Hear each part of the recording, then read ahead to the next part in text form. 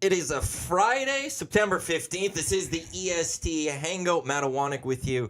Lieutenant Eric stepping in for the first hour. Yeah. Tommy usually here, but he had to do the morning show, and then he's got the oil stream later today. So you guys are going to do split duties with me here as we facilitate the EST Hangout. And our guests today, very thrilled to have Derek Van Diest from NHL.com, as well as Marc Majeau from the M.C.T.V podcast. You can catch it tonight live right here on EdmontonSportsTalk.com at 7 o'clock. That's the time. I'm trying to remember. You've got to remember a lot of stuff. I got to remember the times. We got that one at 7. Yeah. Elks calls at 8 o'clock. So yeah, you guys are at 7. Gentlemen, thanks for stopping by. It's good to have you guys here. It's good to be here. It's a great setup you guys got here. Yeah, thanks for having us. This is very, very cool. Grateful to get the invite. It's very different. It's not like the radio station. No, that we had. It is a little different, just a little different. I really dig the vibes I got right when I set foot in here. You could very feel cool. it. Yeah. Absolutely. That's a good setup. You mentioned the intro to DV. You didn't mention Dallas Cowboys fan either.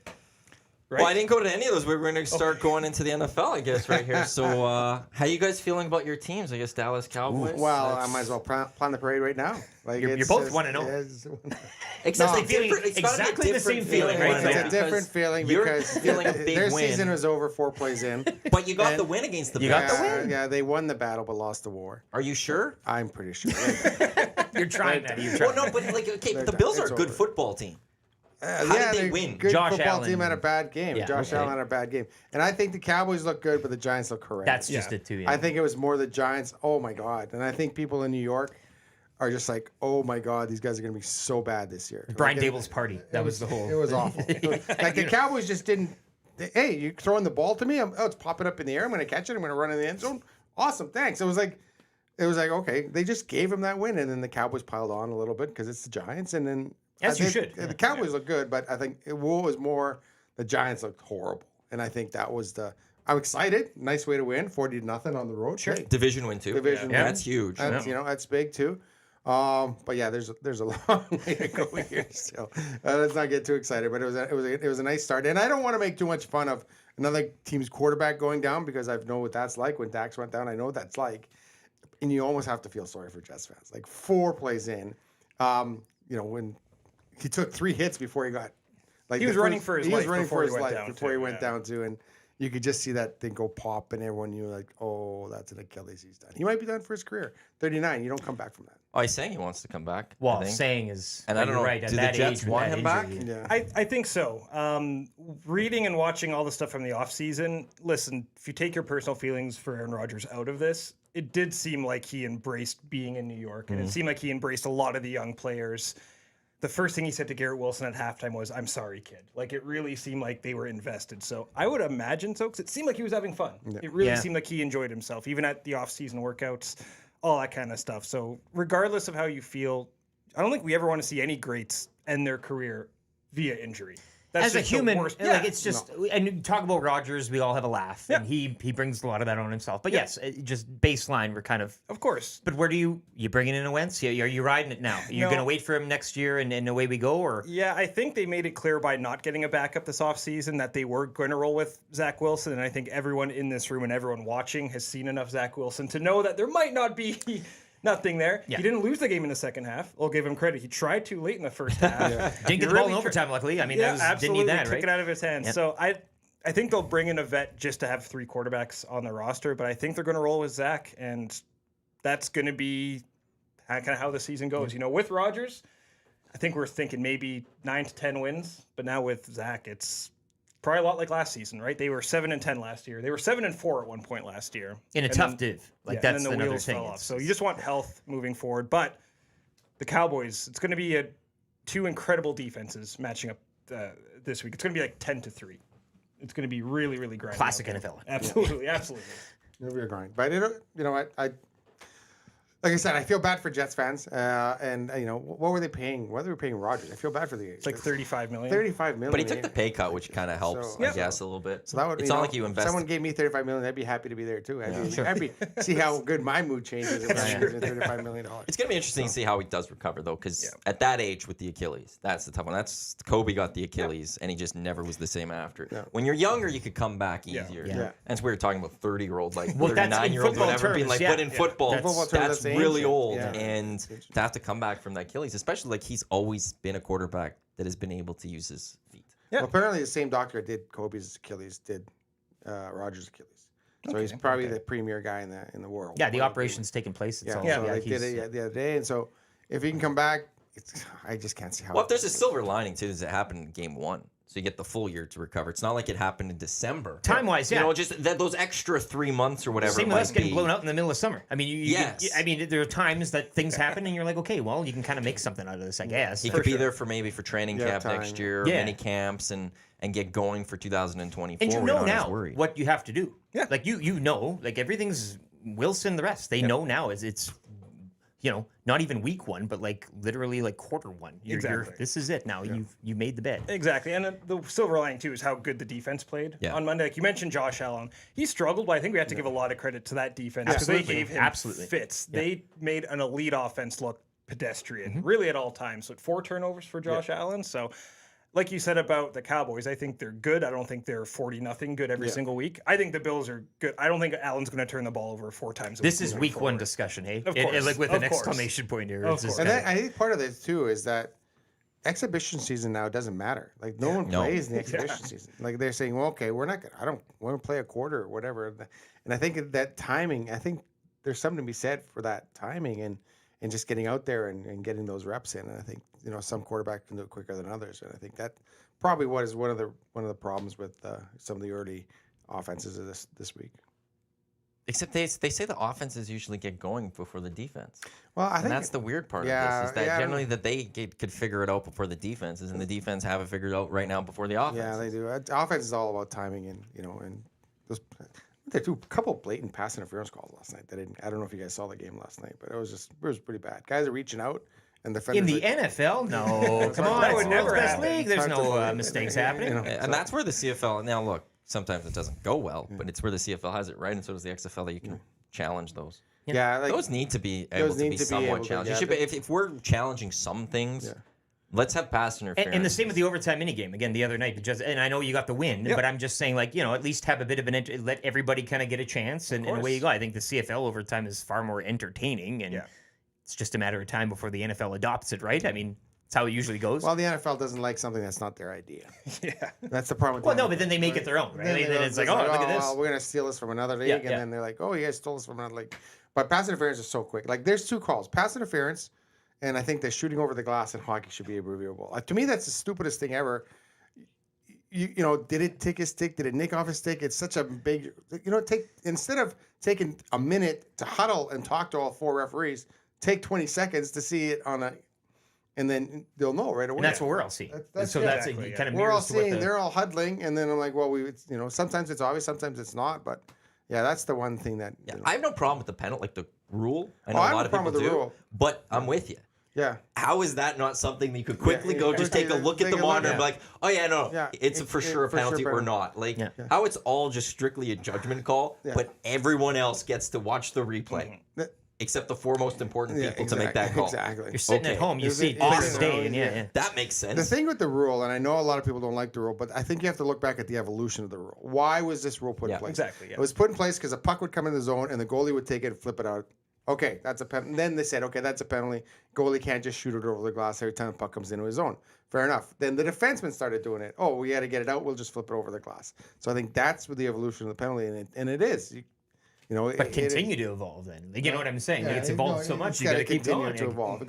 And you can't make it a judgment call. What did he mean to shoot it out? Did he not? No. No, If he shot I it out. He hate shot it judgment out. calls. It's Like- not a judgment call. Can't be a judgment call because like then you're pass going to get. interference is there's a certain level of judgment Yeah. call to that. It's not as black and white as you would like to Yeah. make it be. But I hate the idea of giving refs judgment. It's like the intent to blow the whistle and the Yeah. play's over. Oh yeah. How the hell do any of us know what the ref's thinking? Yeah. They could just sit there and be like, yeah, no, I intended to blow it. No one could prove it. Exactly. Like, how is that something that you are going to use as reasoning and rationale for a certain call? Yeah. The ref thought this. Yeah.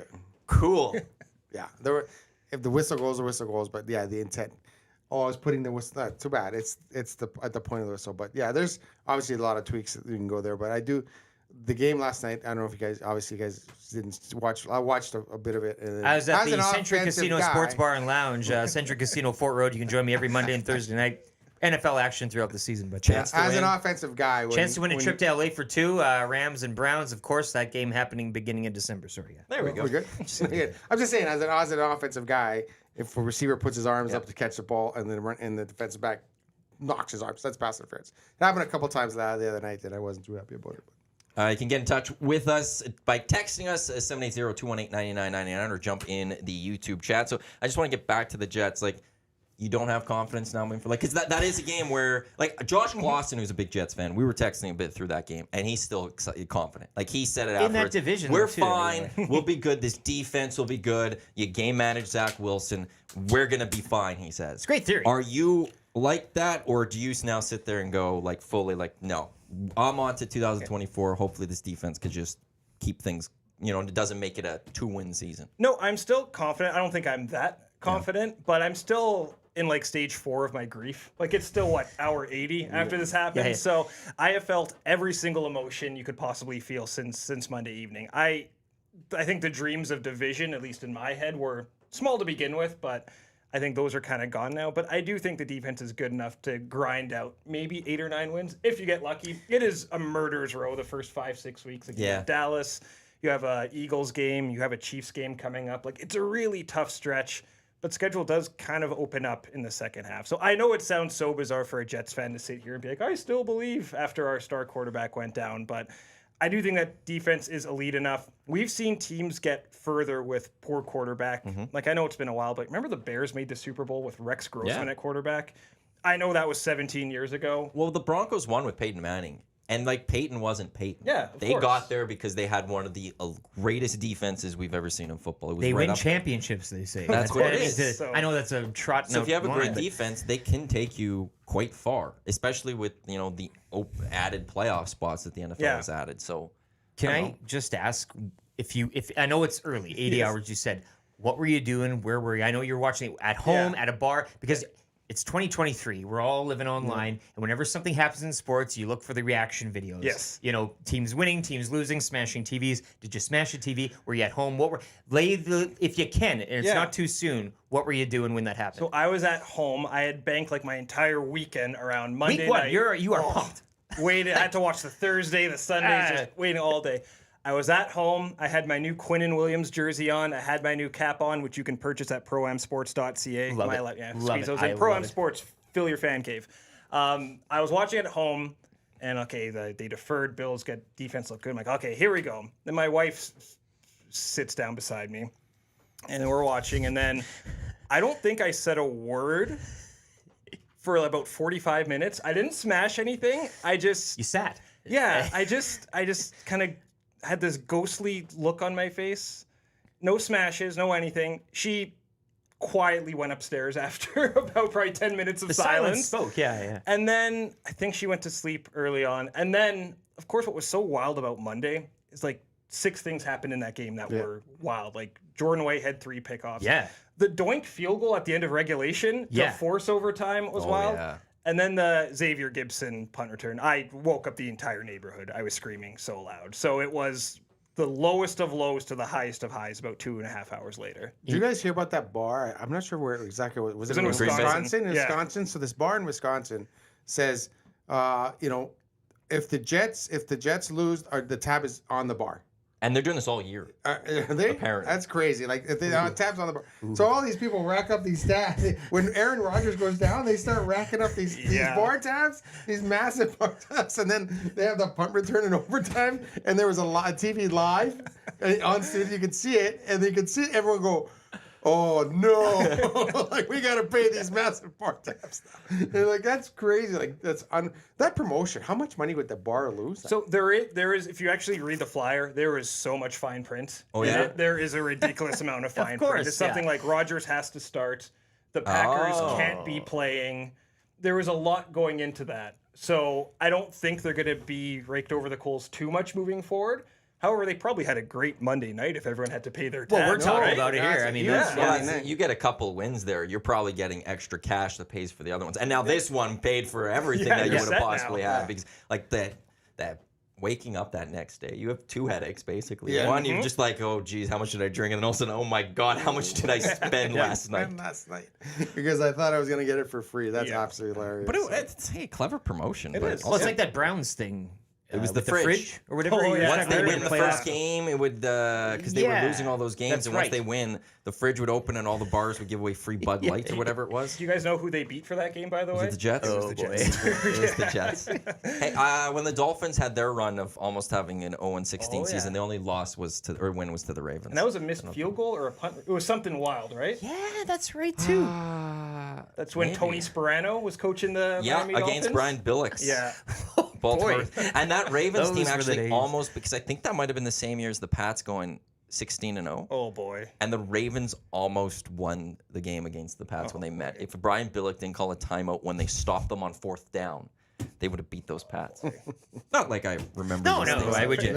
It's so funny how like fans turn into like Dan Orlovsky when it comes time to talk about how their team gets screwed. They remember everything. Oh yeah, This is what I was eating. This is where I was. the good times hey, you celebrate so Do much, we and the want to bad times talk about that catch that they ruled non-catch in that That's true, ANFC championship game? Or Des caught it. Des right? caught it, ran 3 steps, dropped it, not a catch. by That's detail. ridiculous. See, that's Yeah, right. point proven there. Yeah. That was He knows the ridiculous. step count. It's all. Those He few took 3 years. steps. Those few years of the Caught him, taking 3 NFL. steps, dropped the ball. Not a catch. Those few years of the NFL First call were in history great football. because we then went to a point where we didn't know what a catch was in football, I know. which Oh, is yeah. one of the fundamental things of football. in the Any catch, NFL, any the greatest catch, league in the world. Run, kick, catch, like They just got throw. so technical Those are with the They big got so things. technical Pass. with catch the ball, hit your feet, hit the ground, you caught it. That's it. You don't have to maintain possession throughout, falling down, and just caught the ball. Like that when you're 12 years old, you know what a catch is. Like you're outside it. We've unzipped you.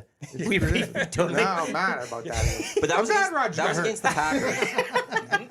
And then I think the Packers blew it against the Seahawks the next week in a think they weird did, yeah. one. And then I don't know if that was the year the Seahawks won it. That or was not. when the Seahawks they threw. Wasn't that the one they threw away on the goal line? Was it that year? Yeah. I think it was. Think So it like was, yeah. every team then had Yeah, like this Russell little Wilson- heartbreak the yeah. next week because Russell Wilson interception on the goal line.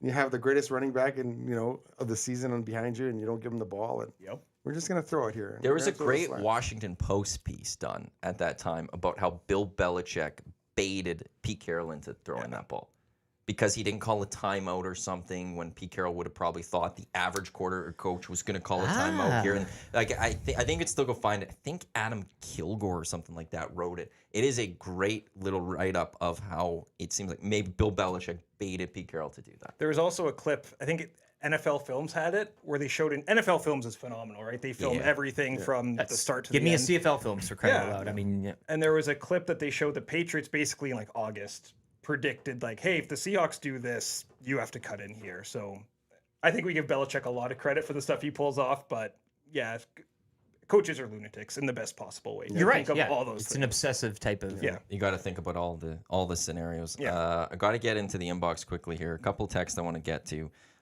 One from Lucas in a Ford Ranger. Ooh. Boys, show's just about sold out. About 20 left. I actually have to buy my ticket, so I will do that during okay, the next so- commercial Whale and the break. Wolf tonight, Starlight Room. Doors 7, I think. They'll be on around closer to 11. Only 20 left if you want to go see Whale and the Wolf, whose new album dropped yesterday. Envy, and then Big Dave. Matt showing the leg is bold. Lieutenant Eric showing leg and toes is heading into OnlyFans territory. Hey, So- well, I've always thought about that. Why not? You don't see my face. Like if I start an account today and showed these puppies off, made a little bit of cash.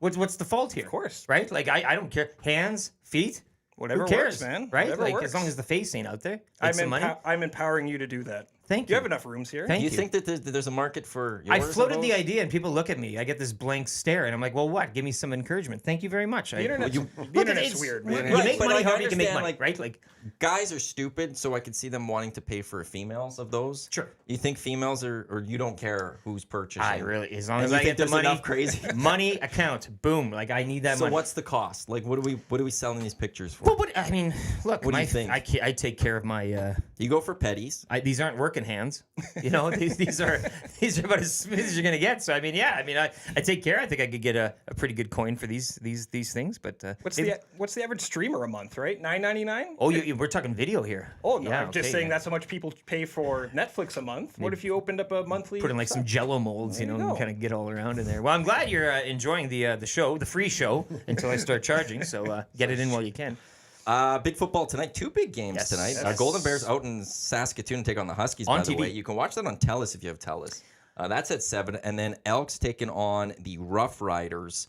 What have you guys made of the Edmonton Elks these last few weeks? Well, I'm just surprised it took so long to make the changes they made. Like, it just, at quarterback or OC? Both. Yeah. That like, to me, and it's funny because you make the changes and automatically your entire team is different and your entire season is different. And to me, that should have cost the coach his job right there. Just not being able to pull the trigger because you're buddies with the OC and he's my guy. But the fact he eventually did, though. He did because he got pressure. But I'm amazed that he did. I would have still thought that Jones is a stubborn guy. He got pressure to do it. He said, "Do it or you're gone." Yeah. Well, like it's that simple. Yeah, it's a situation where do you really want to tie your can to this guy? And I get it. You're friends. You've been around for a long, long time. But sometimes you need to step back and say, okay, it's not working. And the fact that Trey Ford wasn't starting, like I was on the road. I was covering the NHL playoffs, so I didn't get to see a lot of the Elks until I got back to Edmonton until it all settled down. And then I'm like, why isn't Trey Ford not starting? Why was Cornelius starting? What's going on here? And then my first game I went to was the 27-0 game. Was it BC, right? BC. And I was like, this offense is horrendous. It's horrendous. The play calling, the quarterbacking, everything about this offense is horrendous. That's one of the worst football games I think you could ever have seen from a team. Unbelievable. He gets shut out. And right there, I was like, I would fire the whole staff. And I think eventually someone put a gun to his head and said, hey, do this or you're gone. And I will say this. Like, I'll give credit to Chris Jones for being a loyal guy. There is to a fault. That's a good quality. Yeah. But there also, if you're going to be a head coach and GM, at some point, you do have to then make that tough call, even if it's your friend. Yeah. And that's what his problem was. I've never seen a guy so loyal to the staff. Like, it's always the whole staff. To his guys. Yeah. And that's where it's like, well, no, sometimes you have to make that tough decision. I don't care if they're your friend.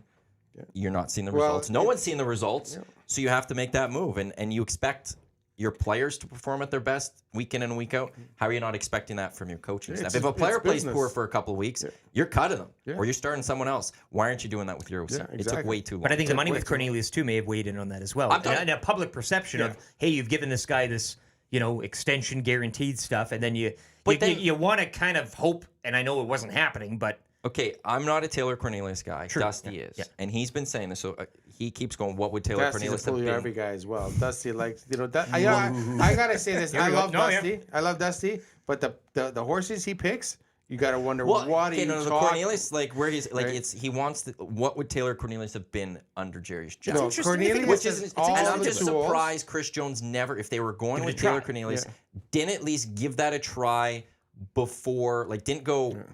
Quarterback, like fire the OC. Yeah. Instead went, we're going to do both at once. Cornelius physically has all the tools. He's a big, strong quarterback, could play with the CFL. The only problem with Cornelius, he can't throw a football, he can't run. So how are you going to play quarterback? He can't throw a 10-yard out. I'm sorry. He was missing receivers by 5 yards, throwing a 10 and 15-yard out. And I'm like, okay, Huskies quarterbacks can throw that ball. Like, but he can sneak for a few. And that's like game against the Riders, where if he was, he would have gotten it over the line. They would have won. That was the frustrating part I had of the team was Cornelius actually was kind of mobile. He's that quarterback, and they never used him with his legs, and I don't think he liked doing it, which was a problem. It's like that is one thing. He's an NFL type quarterback. Drop back, throw the ball. But if you can't throw a 15-yard out in the CFL, then you shouldn't be playing quarterback. And I don't know how many times I was like, are you kidding me? He missed that throw. He missed that throw. He missed that throw. Like, I wasn't a great quarterback either, but I could throw a 15-yard out. Like, it's not hard. It's not hard to do. And to me, some of the throws he was missing, I think a lot of people were like, this guy can't play quarterback. And I'm sorry. I maybe Dusty's seen something I can't, but if you can't make that pass as a former quarterback, and a lot of football players say, you can't make that pass, you shouldn't be playing football. I think when I look at how the second half of the season has gone, we talked about the change at OC and quarterback. I believe the first play called by the new OC was a 65-yard touchdown run. Like, right after the bye week. And listen, I know it wasn't the craziest of scheme of drawn up, but I just feel like this team plays so much differently and with confidence with Trey Ford at the helm. And even if they're losing, they're putting up 28 points. Yeah. And they're just they're not getting blown out. They're not getting shut out by the Lions back to back. Physical talent aside, Cornelius never gave me confidence. Yeah. And McAdoo's play calling never really filled you with confidence. So I was very conservative, very dialed back and everything. And you're right. With these two, with Trey and Jarius at the helm, it's a lot more forward thinking. They've been in every game that they've played since Winnipeg. They had the lead. They blew it. They won two. Yeah, they almost beat Calgary, and then they beat Calgary in the end. They've been in every game where they were shut out 2 games prior to that. Shut out where you couldn't even punt for a single. You can't be shut out in the CFL. That's embarrassing. You're shut out twice. But I remember that 27-0 game. And I was watching. It's like the first time I saw, like you see on TV, but then you see them live and you can kind of see the whole scope of things. And they wouldn't throw the ball down the field. Everything was a swing pass. Everything was an out. It was when you have a huge field in the CFL, like you're not even using. And you got Eugene Lewis, and you got Dylan Mitchell, and guys who can go move. And I remember I texted Jerry Wanajong, who was in the press box, like, don't these guys throw the ball up the field ever? Every pass is a 4-yard out. Because you can't. And he's right, because he couldn't throw the ball up the field. So I think the move was made, and it's obviously the right move. Now, I don't know if, he maybe had a bias because it was a Canadian quarterback, so American quarterback's obviously going to be better than Canadian. I don't know if that's the bias there.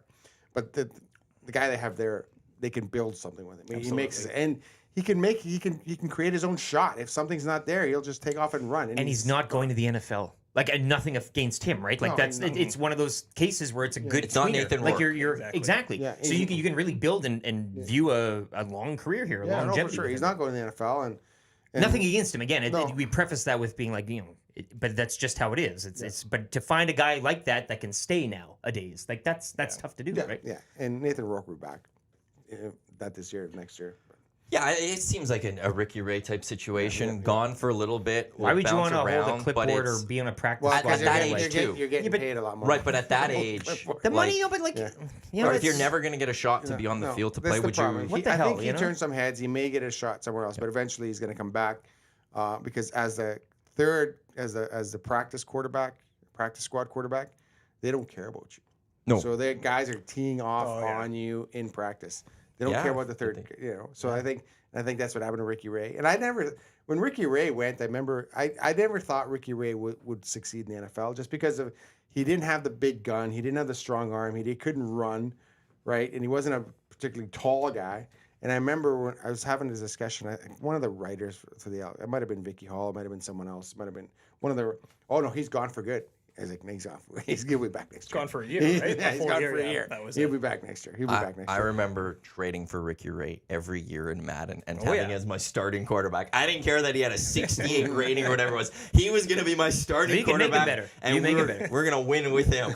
I didn't. There weren't a lot of deep throws thrown with that. The right system, exactly. Yeah, exactly. Short throws, little outs. That's it. But Ricky Ray was always on the Baltimore Ravens. Yeah, made those changes. That's an aesthetic right there. Hey, I miss those early 2000 Maddens. So much fun. It's just not the same. It just doesn't. The best Maddens?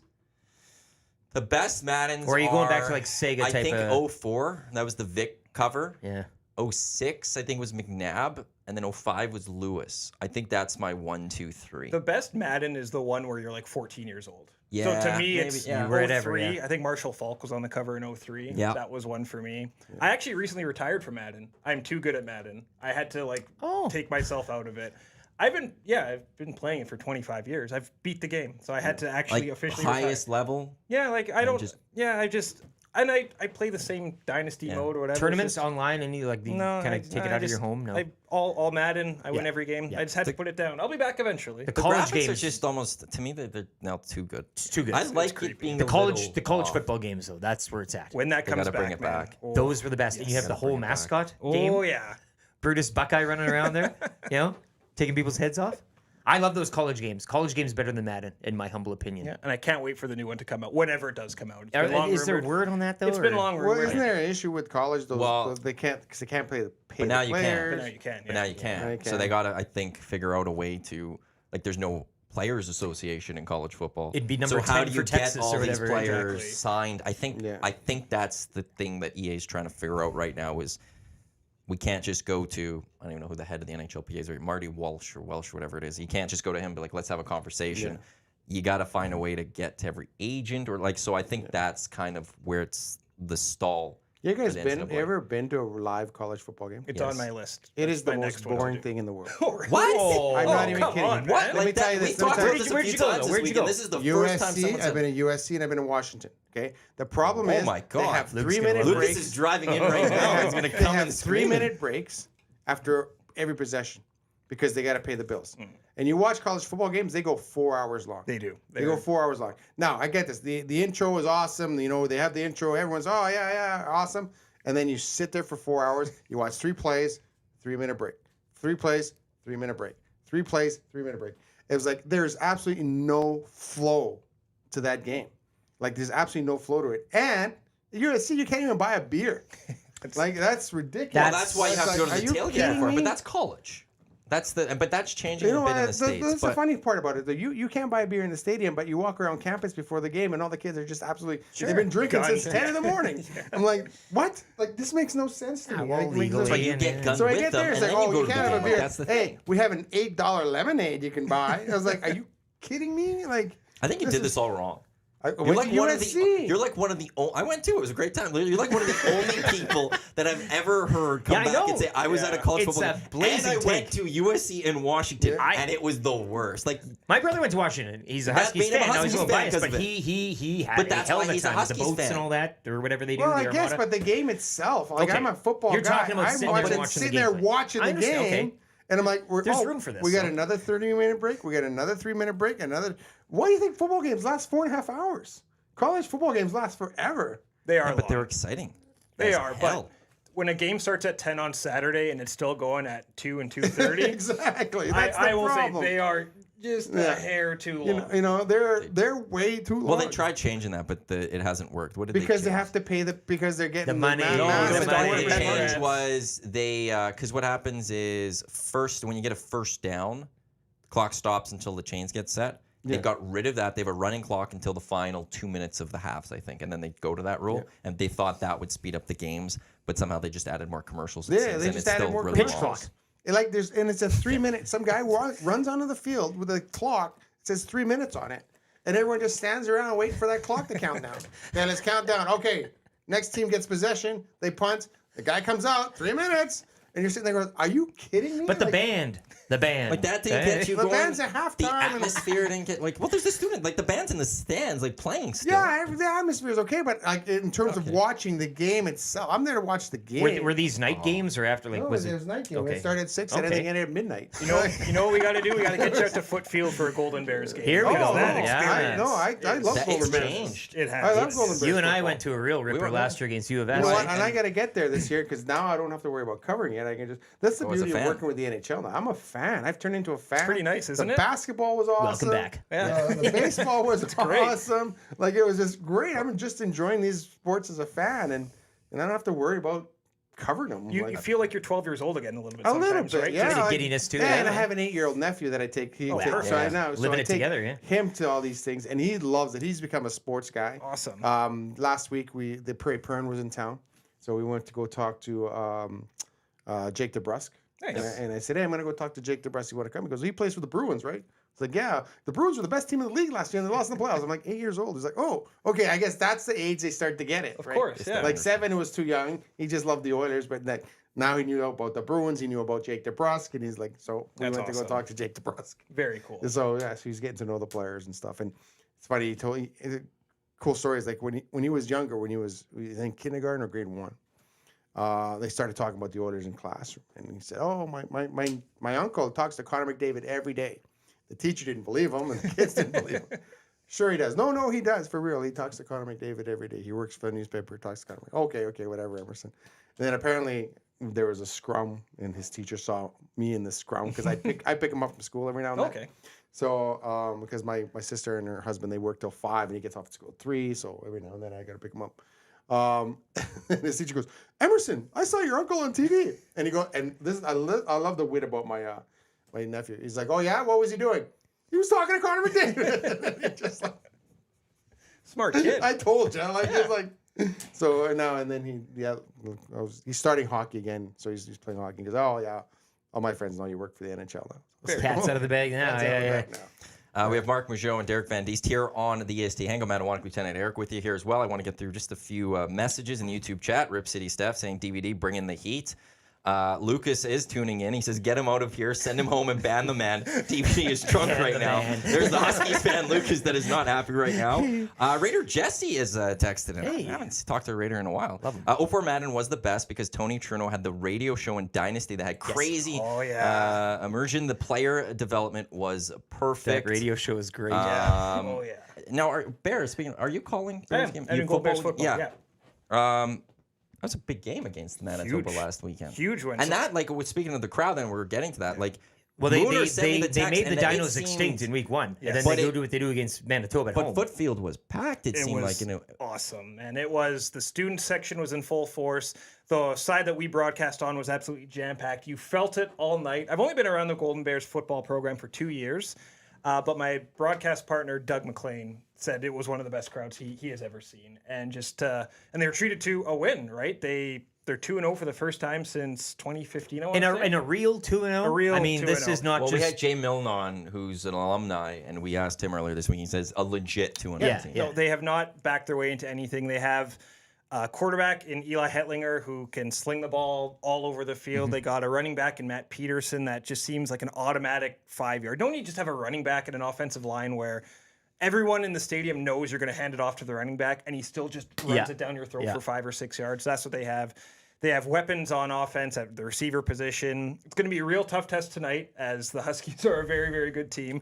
But yeah, this Golden Bear team, they could do some damage in Canada West. Yeah, I'm excited to see just Hell of a how they matchup match tonight. up against, because Yeah, Huskies are always that top, especially in the West. Huskies They're were right down up big there. in week 1 at Manitoba. They roared they? back to beat them, and then they whipped Regina last week. So you're kind of like, well, you know. Well, and it's always nice having that same opponent type thing to say Good that quarterback too, Amon-Reed. you That know, guy's Manitoba playing got really a lead, and well, maybe it's Exactly. going to be a little closer. This is going to be a good than we one. expect. TELUS TV tonight, 7 o'clock. So when are they Yes. back home?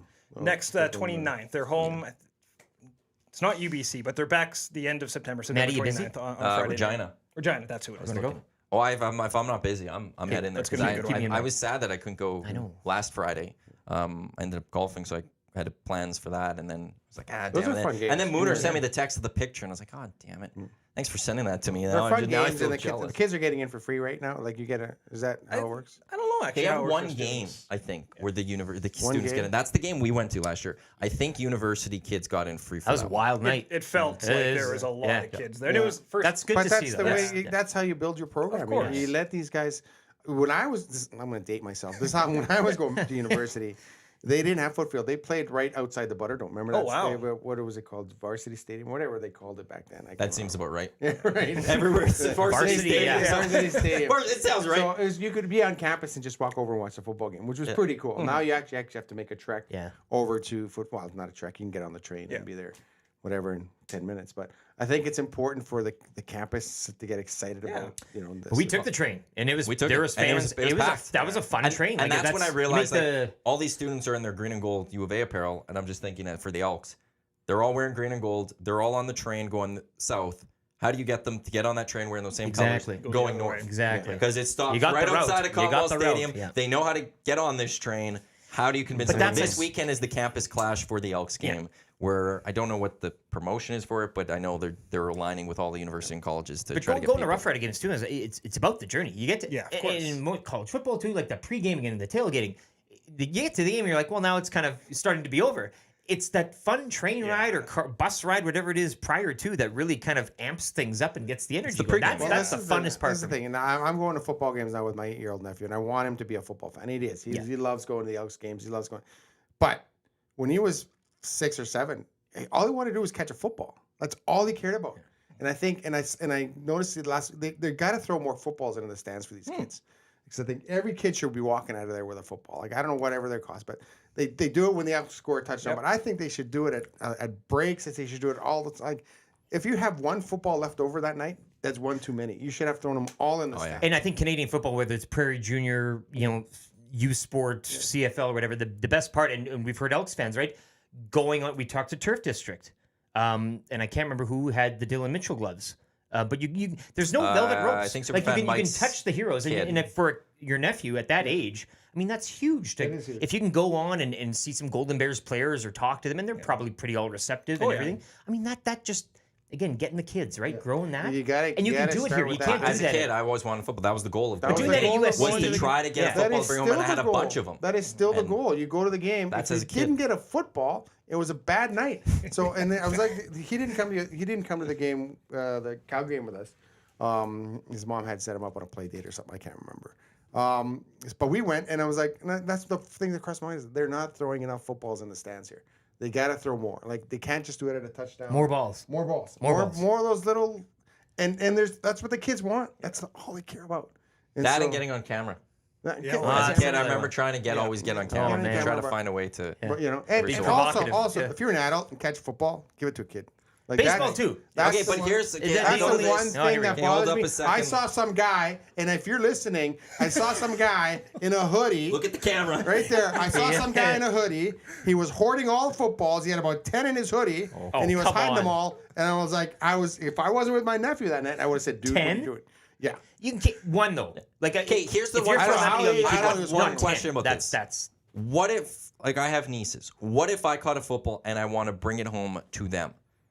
What is the rule on that? but you're not bringing home 10. No, I think. they're not at the game. If they want a football, See, okay, come to the that's- game. And that's the rule I have in mind. That's a good point. My niece says, "Can you give me a football? You got to come to the game." That's a good point. Right? That's the whole point of being at the game is to catch the football. Like, oh, I was at the football. I got a football for you. I'm like, who cares? Like if you caught a foul ball at a Major League Baseball game, took it back. Oh, I caught a foul ball at a Major League Baseball game. It's like, Okay, now- well, I wasn't at the game. I don't know. Okay, you so could I'll- have bought it at the store. I'll throw something else out there. Give it to a kid or throw it back on the field if it's a visiting home. No, you never throw back on the field. Give it to a kid. It depends where I'm at. No, give it to Time a of the You're yeah. Yankee Stadium, Red you're throwing Sox, it back. yeah, Yankee yeah, they're Stadium, back. they yelled at a kid for not throwing it back. Yeah, the I kid know. was 10 years old Exactly. and going to baseball. They're like, You gotta these throw it back. adults, 50-year-old adults, 40-year-old But there's throw etiquette. the ball back, kid. There's I'm like, etiquette. Screw you. Gotta deal with the He's etiquette. got to learn though. That kid's got to learn. That's if he wants to be a fan of this sport, throw that football, or throw that baseball back. Throwing out baseball. Trying to hit the guy at kind of- second base. You're You supposed to can't- hit them. yeah, You're supposed to hate You're in the them. bleachers of Yankee Stadium. You If you hate want to them. catch You it, hate. go into the third baseline, first baseline seats. Don't sit in the bleachers. That's a stupid tradition. Oh, the opposing guy hit it to me, so I got to throw it back? Like, come on. You caught a baseball in a fucking baseball in front of 45,000 people. I I'm get the it. one guy that caught the baseball. Yeah. I'm keeping that baseball. I don't care. I'll start fights. Yeah, but you're not allowed. You have to give it to a kid. Well, I'll give it to a You kid. just said and that. then we'll Okay, start keep fighting. that baseball. No, keep that baseball. I just had this mental image of DVD just throwing hands in the Oh, bleachers. Just bottom of the third, and he's there for the next. Let's go. You ever been to Dodger Stadium, the Bleachers Dodger Stadium? I have not. No. Oh, we have a great story about the Bleachers Dodger Stadium. This was a few years back. David Beckham was going to come play an exhibition game here in Edmonton, and they invited a bunch of media guys down to go interview him in LA. So it was myself, Mindarwal, Adam Cook, Principe said he was. Parker, I think, was there. Can't remember if Principe was there. I can't remember. There was a few of us. So we decided, we'd been working all day. We decided, hey, let's go to watch the Dodgers play. And they had back then they had a special, $40, all the hot dogs and all the food you can drink in the bleachers, which we thought, this is awesome. Yeah. This is a great idea.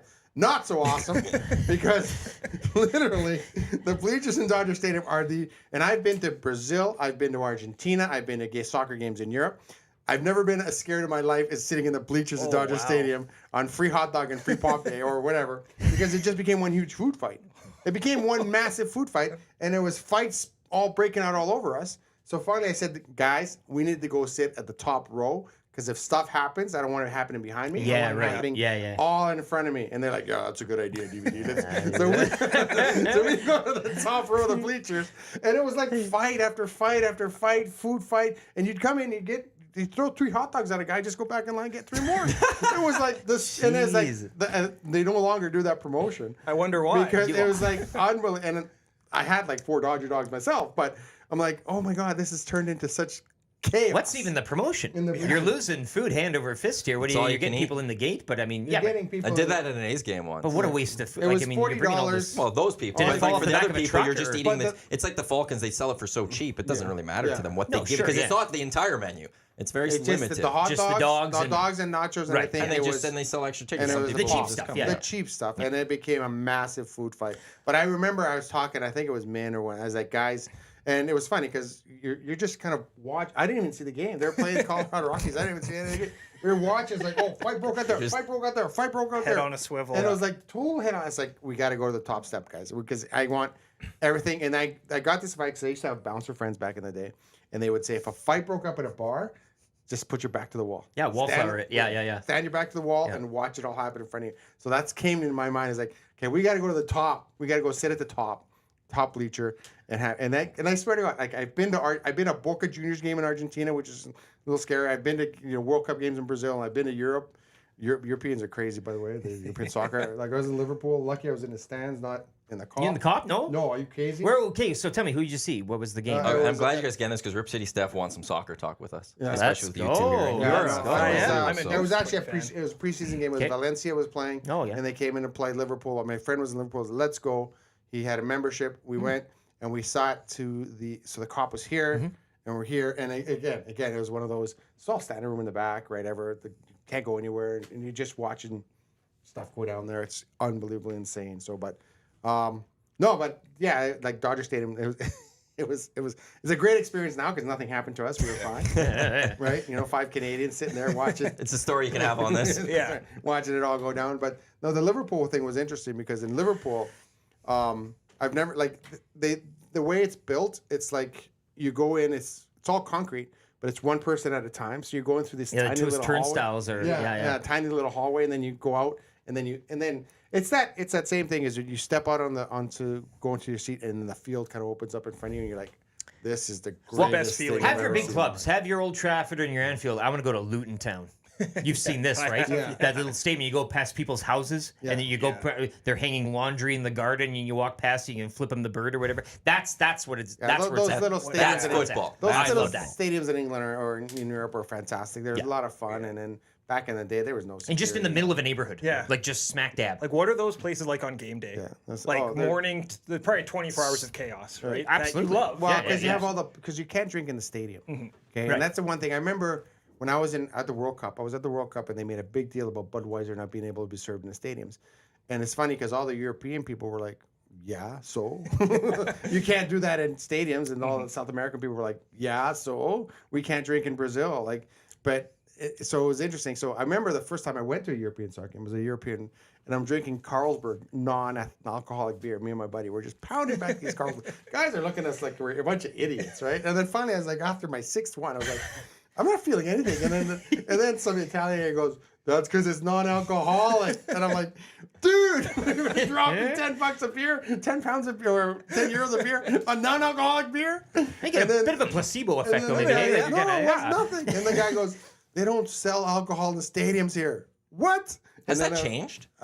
Some Like, places There have are some- places, Germany maybe, or are you going to maybe get a limit? Because I don't there's know. money There are some places you can go have a beer in the concourse. Yeah. You can't take it to the stand. Or they have a club, like a private club, and then because you can't. I think in England, you sit in that private club or whatever, and when the game starts, they have to shutter the bar because you can't sell booze with a visible pitch when like the game or something like that. It's a really weird rule, but they'll sell beer up to a point and then close, boom, then you go Basically, watch you can't have a beer and watch the game at the same time. Imagine So- that happening here. Like having to go to an dude. Oiler game, but you're not allowed to buy a $25 beer. Good luck with Like- that one. Yeah. It's just a different mentality. Yeah. But they're having so many issues there. Like, That's just so it. what people do now, though, what they do now is that they'll go and drink the bars dry before going to the game. And then they'll do the walk to the stadium. Which is Speaking of very fun when you're college, watching on right? TV. Yeah, Awesome. that's just It's it. a yeah. lot of fun when you're there and you're just drink. So how many we have to get to the game? And we kind of did that in Liverpool too. We were a little pub. I'm like, this is awesome. Like, and just A lot of cool pubs around Anfield too, and all those stadiums have just pubs. As you were. Why would you not have a That's where you business go around before there? and after. You're making money hand over hand. And then you're in a neighborhood. So remember, we parked our car in practically somebody's driveway. Some little kid comes up to us and I'm like, I'll mind your car for you, which is basically an extortion saying, if you don't pay me the $5 to mind your car, you're going to come back and you're tired. Yeah. You'll be on blocks. I Yeah. had to I was like, you had to give the kid £5. Like, you gave him £5. Because if I don't give him £5, that window's going to be smashed. Yeah. Right? Like, so I'm sure there's a little extortion going on. I've seen it all. I'll mind your car. Oh, okay. I'm sure you will, yeah. So you're getting into the footy. Yeah. Leeds? Leeds United, yeah. I really embraced it kind of, I guess, early pandemic. I wanted I like, obviously, sports. I like following sports. I wanted something to watch while my partner was still sleeping on Saturday mornings. So I have adopted. That's where it's at. Waking up early on a weekend. Well, and it's beautiful. So I was the start of Leeds' first year back up in the Premier League. Great first year, mediocre second year, awful year 3. Now we're in the jungle of the championship. And Yeah. are you guys familiar with how the championship is? Because boy, it is not like the Premier League at all. Some would argue that it's more thrilling. It's more wild. If you're especially winning, on the it is. outside. On the outside, it's way more The wild whole to watch. promotion, the Holy playoff and smokes. everything. That's It's but- awesome. Yeah. Because top 2 go in, as a Leeds and fan, then the next the few next teams play in a 4 playoff to get that third spot to get As a promoted. Leeds fan, you have to either watch the Damn United or read the book. I've done both. I've done both. Okay, Yeah, that's done like both. they're fantastic. It's about Brian Clough. Yeah, and we just And reached then his anniversary, actually, of him getting sacked. I think it was 44 years. Screw Nottingham Forest, right?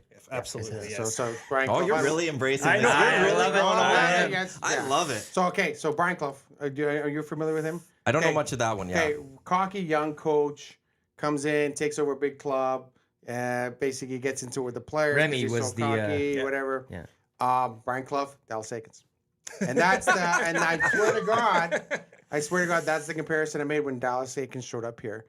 Smart guy, I think he's a smart guy, but just cocky. I know everything type thing. Just rubbed everyone the wrong way Rubbed at times. everyone the wrong way. It started with the players. Like this is a funny thing about, and like I said, I like Dallas, but Dallas's first press conference where he, we're gonna be the fittest team in the world. We're gonna be the fittest team of all time. It's all gonna be about fitness, whatever. I remember talking to some players after that saying, "Dude, I got home from a 4-hour workout and I got a letter saying that you better be fit when you come to training camp." That's like me saying to you, "You better get your spelling right when you do your stories." Like that's my job. Don't tell me I have to be fit at training camp. That's my job. I know my job. Then when he took the donuts away from the media, we're gonna take the. What do you care? What The I eat? nerve. But I'm just saying. What do you care? It's like What business have you? if you're 3 years into your coaching career and you want to make that play, okay, there's maybe something to that. Your first order of business, starting your first training camp as a National It's a Hockey weird one. League coach, is to be like, you guys can't have donuts. Or donuts and muffins. Maybe you or should whatever. focus on the swarm defense exactly. you're trying to implement. That Swing was and a miss. absolutely Swing and a miss, terrible. eh? Yeah, Maybe yeah. you should have put a little more thought into that one. Going, The swarm that's defense, not a good one. As some now retired goaltender once said to me, "Oh, the swarm defense. Is that where 5 guys in the corner, no one in front of the net?" Well, you saw that play out in real time, eh? Yeah. I think we could probably figure out what the retired goaltender was. Is the best line I've ever heard of all time. 5 guys in the corner, no one in front of that. That was his swarm defense. But he reminded me of that in the sense that, you have to kind of make your way. I get it. It's tough as a young But coach. you're trying. You're trying. It's a tough swing as and a a young miss, coach. and you. But you're trying to exude your authority and things like that. But it's every player is different nowadays, and I think as coach you almost have to be a psychologist. And then you're looking at what's going on with this Babcock thing, right? It's like every coach is that some guys do need a kick in the ass. Yeah. Some guys do Yeah. need, and some guys need to be coddled, and some guys, if you kick them in the ass, they'll go hide in the corner.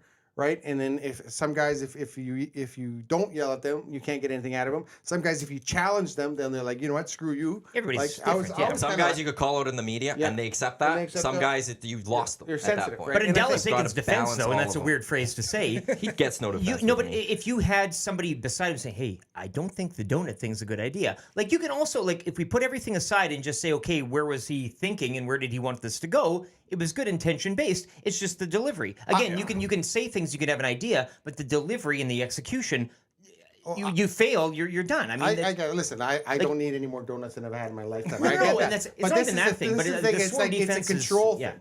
I'm going to control what you guys have. I'm going to control. And as a media guy goes, deal with the players on the ice. Yes. Deal with your hockey team. Don't worry about us. We'll be fine. It's just noise. It's Anything just outside of that, It's just noise. Like you're trying to control everything, trying to control every narrative. Don't worry about This it. does That's why not impact your If he had job. somebody to just say, or hey, your performance dial it or back your on this team. front and focus on, because again, I think a guy in the way he thought, I think his thought process was that of a positive one. It was just, again, you can't say don't do that. Like, exactly. why? Like, Man, there's somebody's no just gonna tell reason, you not. but I'm not saying I'm not playing. Oh, they took the whatever. But all I was saying is that he's got to stay in his lane. Yes, like exactly. That, And somebody's- your yeah. lane is your hockey team. Yeah. And I think when you're trying to control other narratives, when you're trying to, you're going to the front office and saying we need this, this is your responsibility. Stay in your lane. Everything else will fall into place. Don't try and control everything. And I think we have some problems with coaches like that. They try to have their finger in everything, and it doesn't work. Just do your job. And I remember I've had discussions. But with that power that your head, Well, I've had and if it's discussions- unchecked, you I've just had kind of. discussions with coaches, and they've come to me and they said, "Hey, how could I be a bit more media friendly?" I was like, "Just be yourself. Don't try to BS us." Okay. Am I Dallas allowed to was say the being word? himself. Yeah. And that's what I'm Dallas was saying. trying to be himself. Sometimes And you have that to was shelter Dallas that. being You have himself, to though, so shelter I'm that. sorry. Like, you don't let it all out. Just You know, you know, you don't have to exactly. be honest all the time. Yeah. You just keep it. Just keep it shut. So, you know, like, and then also he had such a bad team, No. right? And that was one of the issues too. It was a bad team. The old water bottle. Yeah. The best part was the Sunday date with Yakupov on the road. There was the an ice cream whatever, Sundays? eating the ice cream. I mean, that was a moment. You What look- a blast with Aikens You and look, Yakupov. when you look at that team going down in God Oilers bless it. history, how bad once we look at obviously Yakupov became a bust, right? And a lot of us kind of saw that coming, maybe a year or two into that. Who's the other? There's a Magnus. Was it Pularvi? PRV Svensson, another guy that Dusty was big on. Right? Well, but the thing was, PRV Svensson he was like, was PRV Svensson's gonna be the greatest player of all time. he got crushed in preseason. And he was never the same after. I know that's really weird to say, but he got like it was almost like concussed to that first one, and he just was wasn't never the same. player. He He wasn't. didn't pan out, and then it was just bad team. Marc did the thing. The Spinorama. Linus Olmark, yeah. It was a time, There was baby. another guy. There was some bad hockey. There was some bad hockey from being played. Jack. 2007 to 2015. Yeah, and he had a bad team, and so it was like it's tough on a young coach. I get it. I think Jay Woodcroft walked in a great situation. Yeah, I mean, Because he had a good team, and he has yeah. a great team now. He just don't screw it up. And he's the guy too that is not trying to reinvent the wheel. At least it appears he's not trying to reinvent the wheel. He's not. Jay has his quirks as well. Like he does have his Yeah. quirks. We all have our quirks, but he has his quirks as well. But I think what he realizes that what he has here, he's a very bright guy. Let's get this about Jay Woodcroft. He's a very bright guy, a very smart guy. And so he sees what he has, and he knows that I got to keep my number one guy happy, my number two guy happy, and everything else will fall. But it's like you with the back to the wall. All you got to do is just back up a bit and just watch it all unfold. It's all good. Watch it. Don't. I think sometimes he tries to overcoach sometimes, and that's when it comes to 11 and 7. Yeah. Because he can kind of move pieces around. So I think sometimes it is that. But I think, he understands that as a young coach, you usually go to a bad team. He got a situation where, hey, I got to go to a really good team. Doesn't happen a lot, and he's making the most of it right now. Absolutely. We'll take a break right away here on the EST Hangout. I do have to say, Surveyor Brett in the nasty chat, I'm just glad Majeau wore a hat so I won't be distracted by his hair like Aikens was. What a drop. Marc Majeau, well Derek done. Van Diest with us here on the EST Hangout. When we come back, Lieutenant Eric's going to be gone. Tom Gazzola is going to sit in. So thank you, Eric, for... Still doing the faithful way. You had to do 4 straight hours for the first Oh my time since goodness. June 13th. Oh my goodness. How was that? Working for 4 hours in a row? Yeah. Well, on 4 air. hours, On air. He hasn't 4 done the straight 4 hours man. since the 13th. I'll go cut up some audio for you, and hopefully my washer's going. I think it's all good on the washer front. I'm loving it. Life is fantastic right now. Awesome. I'll see you tonight at Whale and the Wolf. Absolute, yeah. Can't wait. Oh, maybe there's less than 20 tickets left now. Get them now. Whale and the Wolf, Starlight Room. Tonight we'll be back here on the EST Hangout. You're tuned in on YouTube or listening at EdmontonSportsTalk.com. 2 guys and a goalie. I think we're going to see some big things from Evander Kane this year. You think so? Like if he stays healthy, like 40 goals or something? He's used to Edmonton now. He's solidified, I think, his place in the dressing room. I think there's a comfort factor that takes a little bit of time. 2 guys and a goalie with Gager, Cassian, and Nielsen. Tuesday and Thursdays at noon. Only on Edmonton Sports Talk. The Elks Call is the newest Edmonton Elks podcast, located in Edmonton, discussing everything Elks. Join friends of EST, Scout, and Catherine, Friday nights at 8 on EdmontonSportsTalk.com.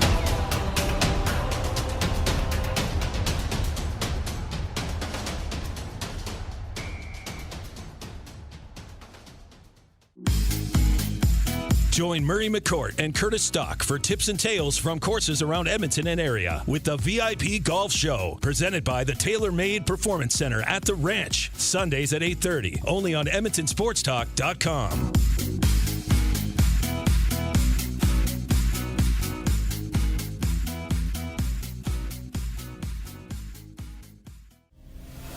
Tom Gazzola and Sean Bell take you on a hot lap around the NHL with Hello Hockey, Saturday mornings at 10, only on Edmonton Sports Talk.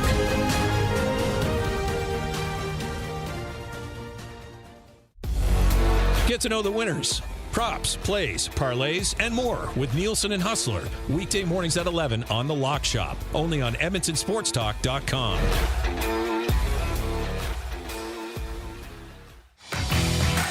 Get all the latest news and takes on everything Oilers with Dustin Nielsen and Tom Gazzola on the Oil Stream. Live at noon, Monday, Wednesday, and Fridays. Only on EdmontonSportsTalk.com.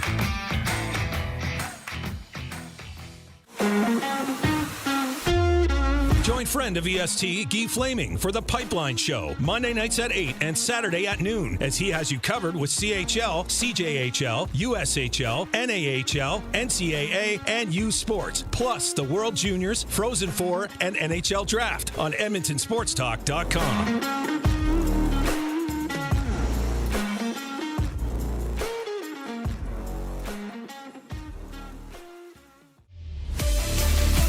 Friend of EST, Eric Thomas, takes you around the track all the way to the checkered flag on Raceline Radio, Tuesday nights at 8 and Saturday morning at 9, only on EdmontonSportsTalk.com.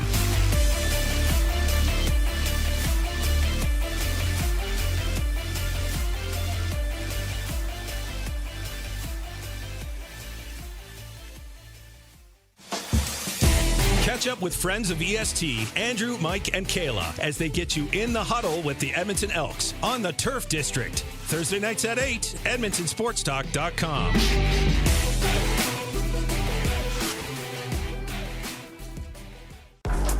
Wake up with the Nielsen Show with Dustin Nielsen and Lieutenant Eric. Weekday mornings 6 to 9 on EdmontonSportsTalk.com.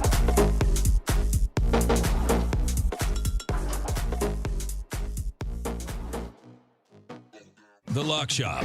We've been doing this for a long time. We spend all this time salivating over the season. Sometimes, if you haven't learned your lesson, you go hard betting on week one. And then we get ready to get into week 3 of the season going, what the hell were we talking about for a month leading into the season? Because everything we thought was the case was wrong. So I always tread a little lightly. And I mean, I try not to make these so definitive takes. Things can change very, very quickly, or maybe they have and we just haven't seen it yet. The Lock Shop with Nielsen and Hustler. Weekday mornings at 11, only on EdmontonSportsTalk.com.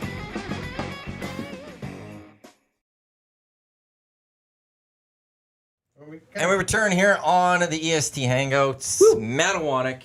Now Tom Gazzola slides in with Marc Majeau of M.C.T.V podcast, Derek Van Diest with NHL.com. I said 10 seconds. I said it. You complain so much, DP. But here's the great part is that it doesn't matter. I was just thinking, heads up would have been.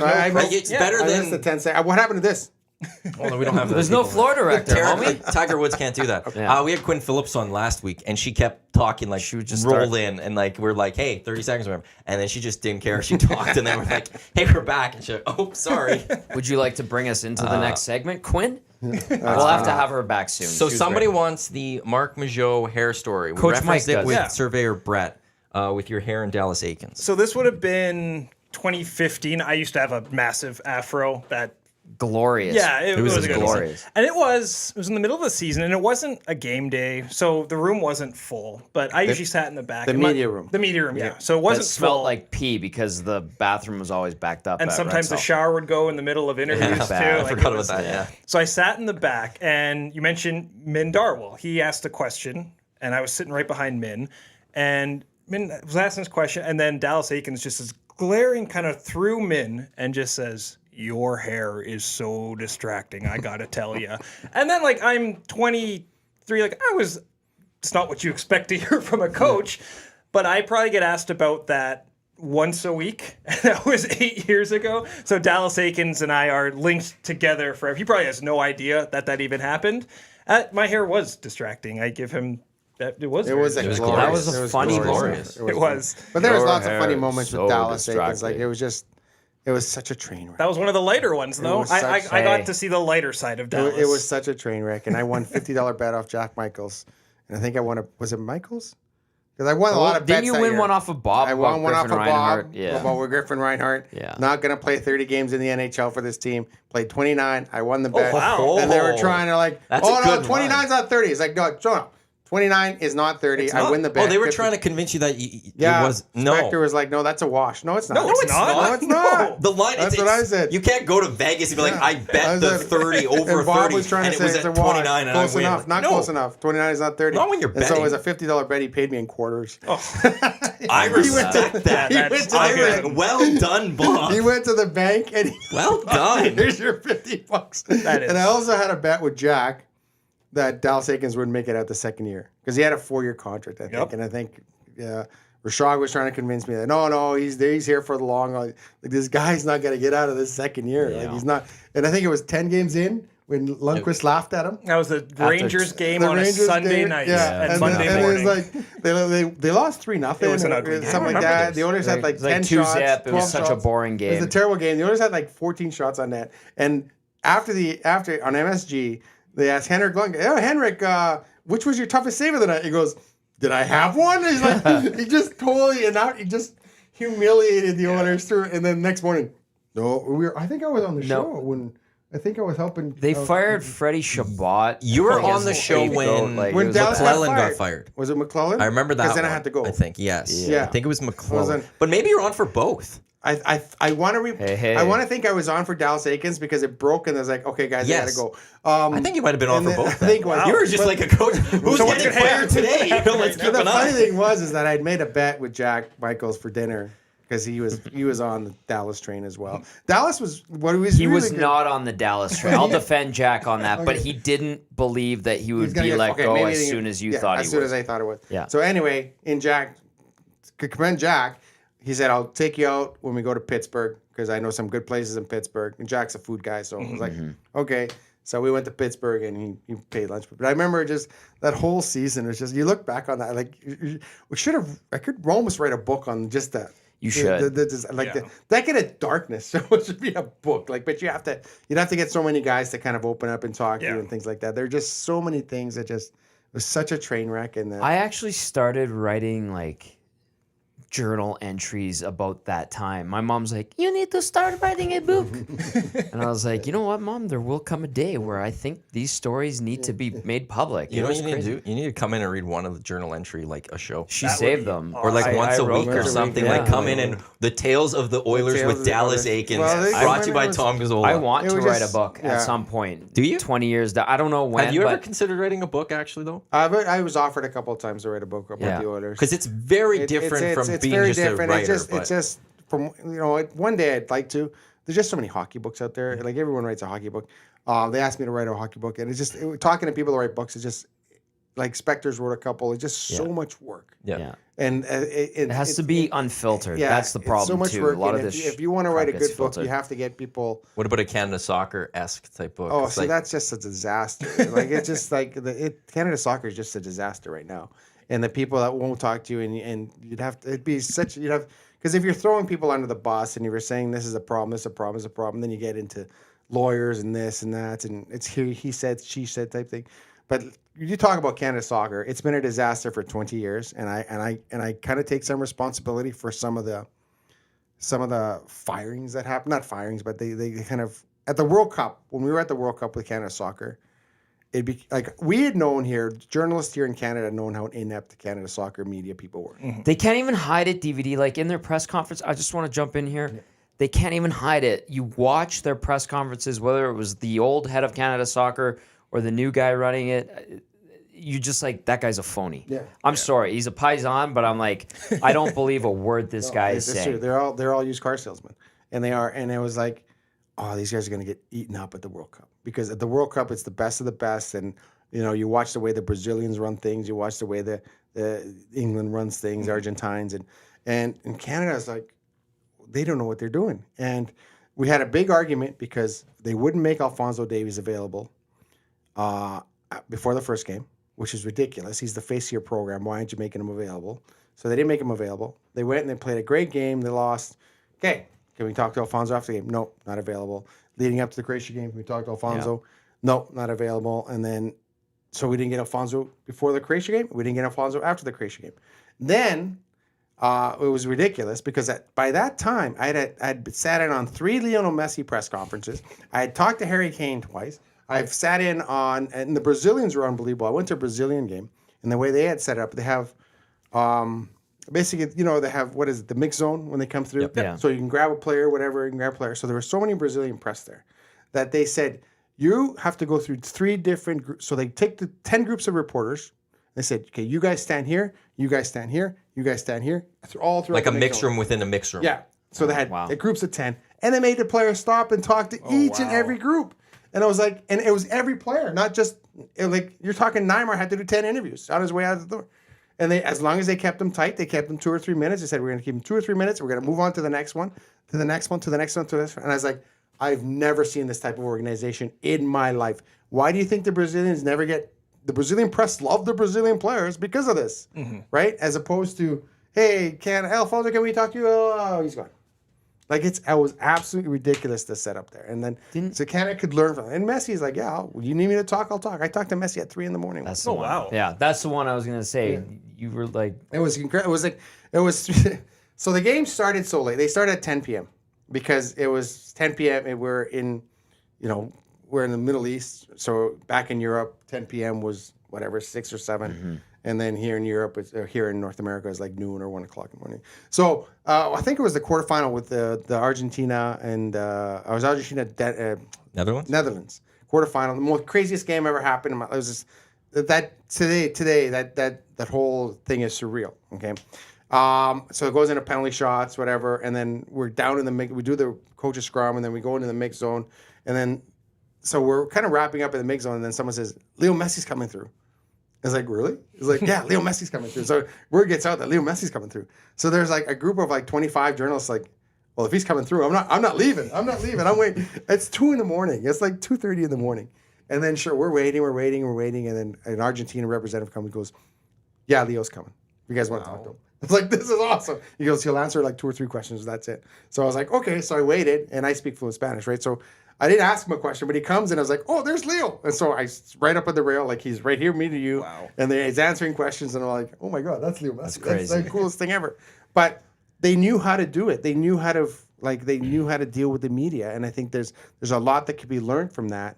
And just Canada Soccer, they were so inundated, so out of their league that eventually they came back and they had to replace. Isn't that crazy? Like one of the greatest athletes in the world, most recognizable ones, will do a scrum for 2 to 3 minutes, but then I'm not throwing him under the bus, but I'm just using this as an example. A Tyler Mott type player can get off the hook because he just doesn't want to. Like NBA players, they're all talking. All the stars are always behind the microphones ready to talk. NFL, you're not hiding the quarterbacks. Yeah. The KC people, they want to talk to Patrick Mahomes. They're getting Patrick Mahomes. The story about Rodgers going to the Jets kind of was also, how's it going to go with him in the media? Because he's going to have to deal with the New York media and having to deal with the back pages and all of that. But hockey, it just doesn't seem to... Well, this is the problem. Like, a lot of these players recognize that the more your name is out there, the more exposure you get, whether TV, radio, the more money you're going to make. It's not that difficult to figure out, right? The more your name's out there, the more exposure you get, the more you talk, the more people like you. They're going to keep you around, and they're going to want to talk to you, and so it's an easy correlation. If I was a media guy for a professional team, this is you. Talk to the media. This is your paycheck. It's really that simple. Yep. That simple. So it's like, and to be honest, like if you develop a good relationship, the guys that rip hockey players, the guys that rip baseball players, guys that are never in the room, right? And the guys that are they're never in the room. They're never there. They don't know what's going on, and then they rip stuff and they go, we get a taste, like we get a peek into the room, like we get the main room, but all the stuff happens in the back room or whatever in the gym. Like we get a peek into it. But those guys know, like, hey, it's a direct correlation. You want to make more money, you talk more. And also, like, players know when their team is bad, correct? Players know when they're bad. Yeah, and that's players like they know before we know. Yeah, they know. Right? We've all played sports. We know when we're bad. Yeah. I was bad that day. I had a bad game. Yeah. And what are you going to say to that? I just didn't have it today. I had a bad game. And you move on. Yeah. Okay, you had a bad game. You admit it to, fess up to it, right? Like, so it's, I don't know. And who was the backup goalie that wouldn't talk? There's Al Montoya. Well, we could go down the list. Jose Theodore. I don't talk on game days. You're the backup goalie. This is the only time we ever want to talk to you. And I think, he got mad at Ryan. It was a big thing with him. He got mad at Ryan for something Ryan said. Well, Ryan was mad. We were all upset. Like, you're the backup goalie and you don't talk on game days. Like, that is the most ridiculous thing ever. Like, I'm sorry. Like, it's not going to affect you talking to a media 2 minutes before on a game day. when you have to Hours play before. 10 hours. 10 before. hours before the game. It's not like F1 where they're talking to the drivers Oh, as yeah. they're Right, jumping in the car for a race. Baseball players, I talked to them in the clubhouse. I'm like, don't you have to get out there? Oh, game doesn't start for another 10 minutes. I'm good. Yes. I'm like, And here you're talking about what 11 o'clock morning skate 11 for o'clock 7 morning o'clock skate for a 7 some- o'clock game. I so don't 8 talk hour on game difference. days. I'm like, that should not be allowed. I'm sorry. That can't happen. That happened last year with Laurent Brossois, who didn't know the rule. Like, I think It wasn't even his rule. I had like a 10-minute conversation with him. Yeah, he's sitting there. Playoffs? So in the playoffs. I had this it in in regular playoffs? season. Okay, last year in the playoffs, he's in there. So hey, Laurent, how's it going? Good. Yeah, you got a minute? Yeah, for sure. I'll start talking. A media guy comes running across the room. Our goalies don't talk on game day. And then Laurent looks at us. And, I guess I don't talk on game day. I'm like, that's absolutely ridiculous. Hey, won them a Stanley Cup. No, he got hurt. So it was Aiden Hill. But Aiden Hill, once the goalie's not speaking, wins the Stanley Cups, apparently. I remember there was once the Buffalo Sabres were in, and Miller was a guy that doesn't talk on game days. I don't talk on game days, whatever. So the whole team had to adopt that because it would make him look bad if the other goalies talked on game days and he didn't. It was absolutely a ridiculous policy. And I remember the Buffalo came in here and they had a backup goalie, the kid from St. Albert or from Sherwood Park. He's from this area. He's getting his first NHL start. I'm like, that's so exciting. At home. So I go over there. It's like, hey, you're getting your first NHL. Oh, I'm so excited. It's so awesome. And again, media guy. Last question. Our goalies don't talk on game day. And the goalie looked at me and I looked at him. I looked at the media. I was like, are you kidding me? I want to do a big feature story on this kid, this wonderful thing he's getting, and you're telling me he can't talk? And he just shrugs his shoulders like this. I remember you blowing up on Jose Theodore when he was with the Minnesota Wild. They're here in town. He wasn't even playing, and I think you were trying to write something else. It was at Rexhall Place, and I think you said, Jose, you got a minute? He goes, no, I don't talk on game day. And you're like, you're the backup. No, I think that was I was with Spectre. And Spectre yelled at him. He said, you're not even playing today. Yeah. He goes, I don't talk on game days. He goes, you're not even playing. He wanted to do a feature on Jose, and Spectre was so upset. Yeah. It was like, are you kidding me? You're not even playing. So, like, and that goes like, it's like right now, like we're seeing a different dynamic with media. In soccer, the media guy says to the player, you're talking, you're talking. That's it. Now, the media guys in hockey, we've heard these fights in the back. You're talking. No, I'm not. Yes, you're talking. No, I'm not. F you. We've heard those fights. He goes, he's not coming out. Oh, boy. We heard. We've heard. They're the best. Heard. Oh, they're yelling at each other in the back room. He's not coming out. So flip side to all this, because you had interviewed Lionel Messi, who would be dream interviews for you guys? If there's one person you would love to be able to have a shot at, and maybe it is Lionel Messi and you've got it, but if there's one person you'd love to have had an interview with or have an Are we interview going with, sports or just anything in general? maybe one of each potentially? So, I don't like, know. right now, I think he's doing Pat McAfee right now, but I would love to chat with Aaron Rodgers just to kind of see how he's just dealing with everything right now. Yeah. That's from the sports side. And on from the pop culture side, I would love to chat with Conan O'Brien with the writer's strike going on and just how late night is evolving. I would love to chat with both those guys. I think those would be very interesting conversations. You guys have any dream interviews you Man. would love to get done, or for DVDs? It was like Lionel Messi, like one of those. He's one of top. But I'd like to sit down with Michael Jordan. That'd be unbelievable to me. And then Muhammad Ali. Like I would have. That's one guy I wish I would have met. And Magic Johnson. In all my travels, I've never met Magic.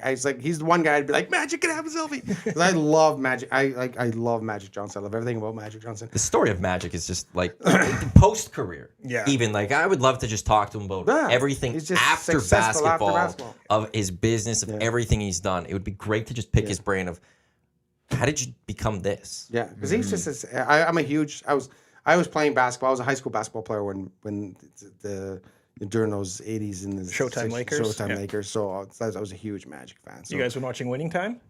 I can't get into it. Oh my God! It's the greatest show ever. I read the book. I loved it. It was a great book by Jeff Pearlman. And then I watched the first episode, but then I also got the stories of like, look, it's Hollywood, it's drama. They've embellished the stuff. Oh yeah. But I'm a Laker fan. I'm all that. I don't want the embellishment. I want the truth of it. So I don't need like taking Jerry West and making him seem worse or something Wile E. like that. Coyote with his so temper. I need to. So like that hasn't got me into it. Actually, Disney. I think it's on Disney Plus. There was a great 10-part series on the history of the Lakers. Yeah, I watched that. That was fantastic for me. But as a Laker fan and like wanting the truth, I can't get into it, but I know everyone else absolutely loves it. It's a Like great show. UConn loves it. Entertainment value, it's unbelievable. It's a good just TV show. Unbelievable. Great TV show. I cut you off, Tom. Is someone you would like to dare interview? you. I'm sorry. We can handle this outside later. No, it's okay. You've got to interview a lot of really cool people, haven't you? Though I have, and mostly athletes, and I found race car drivers to be quite refreshing and easy to talk to. You want to talk about.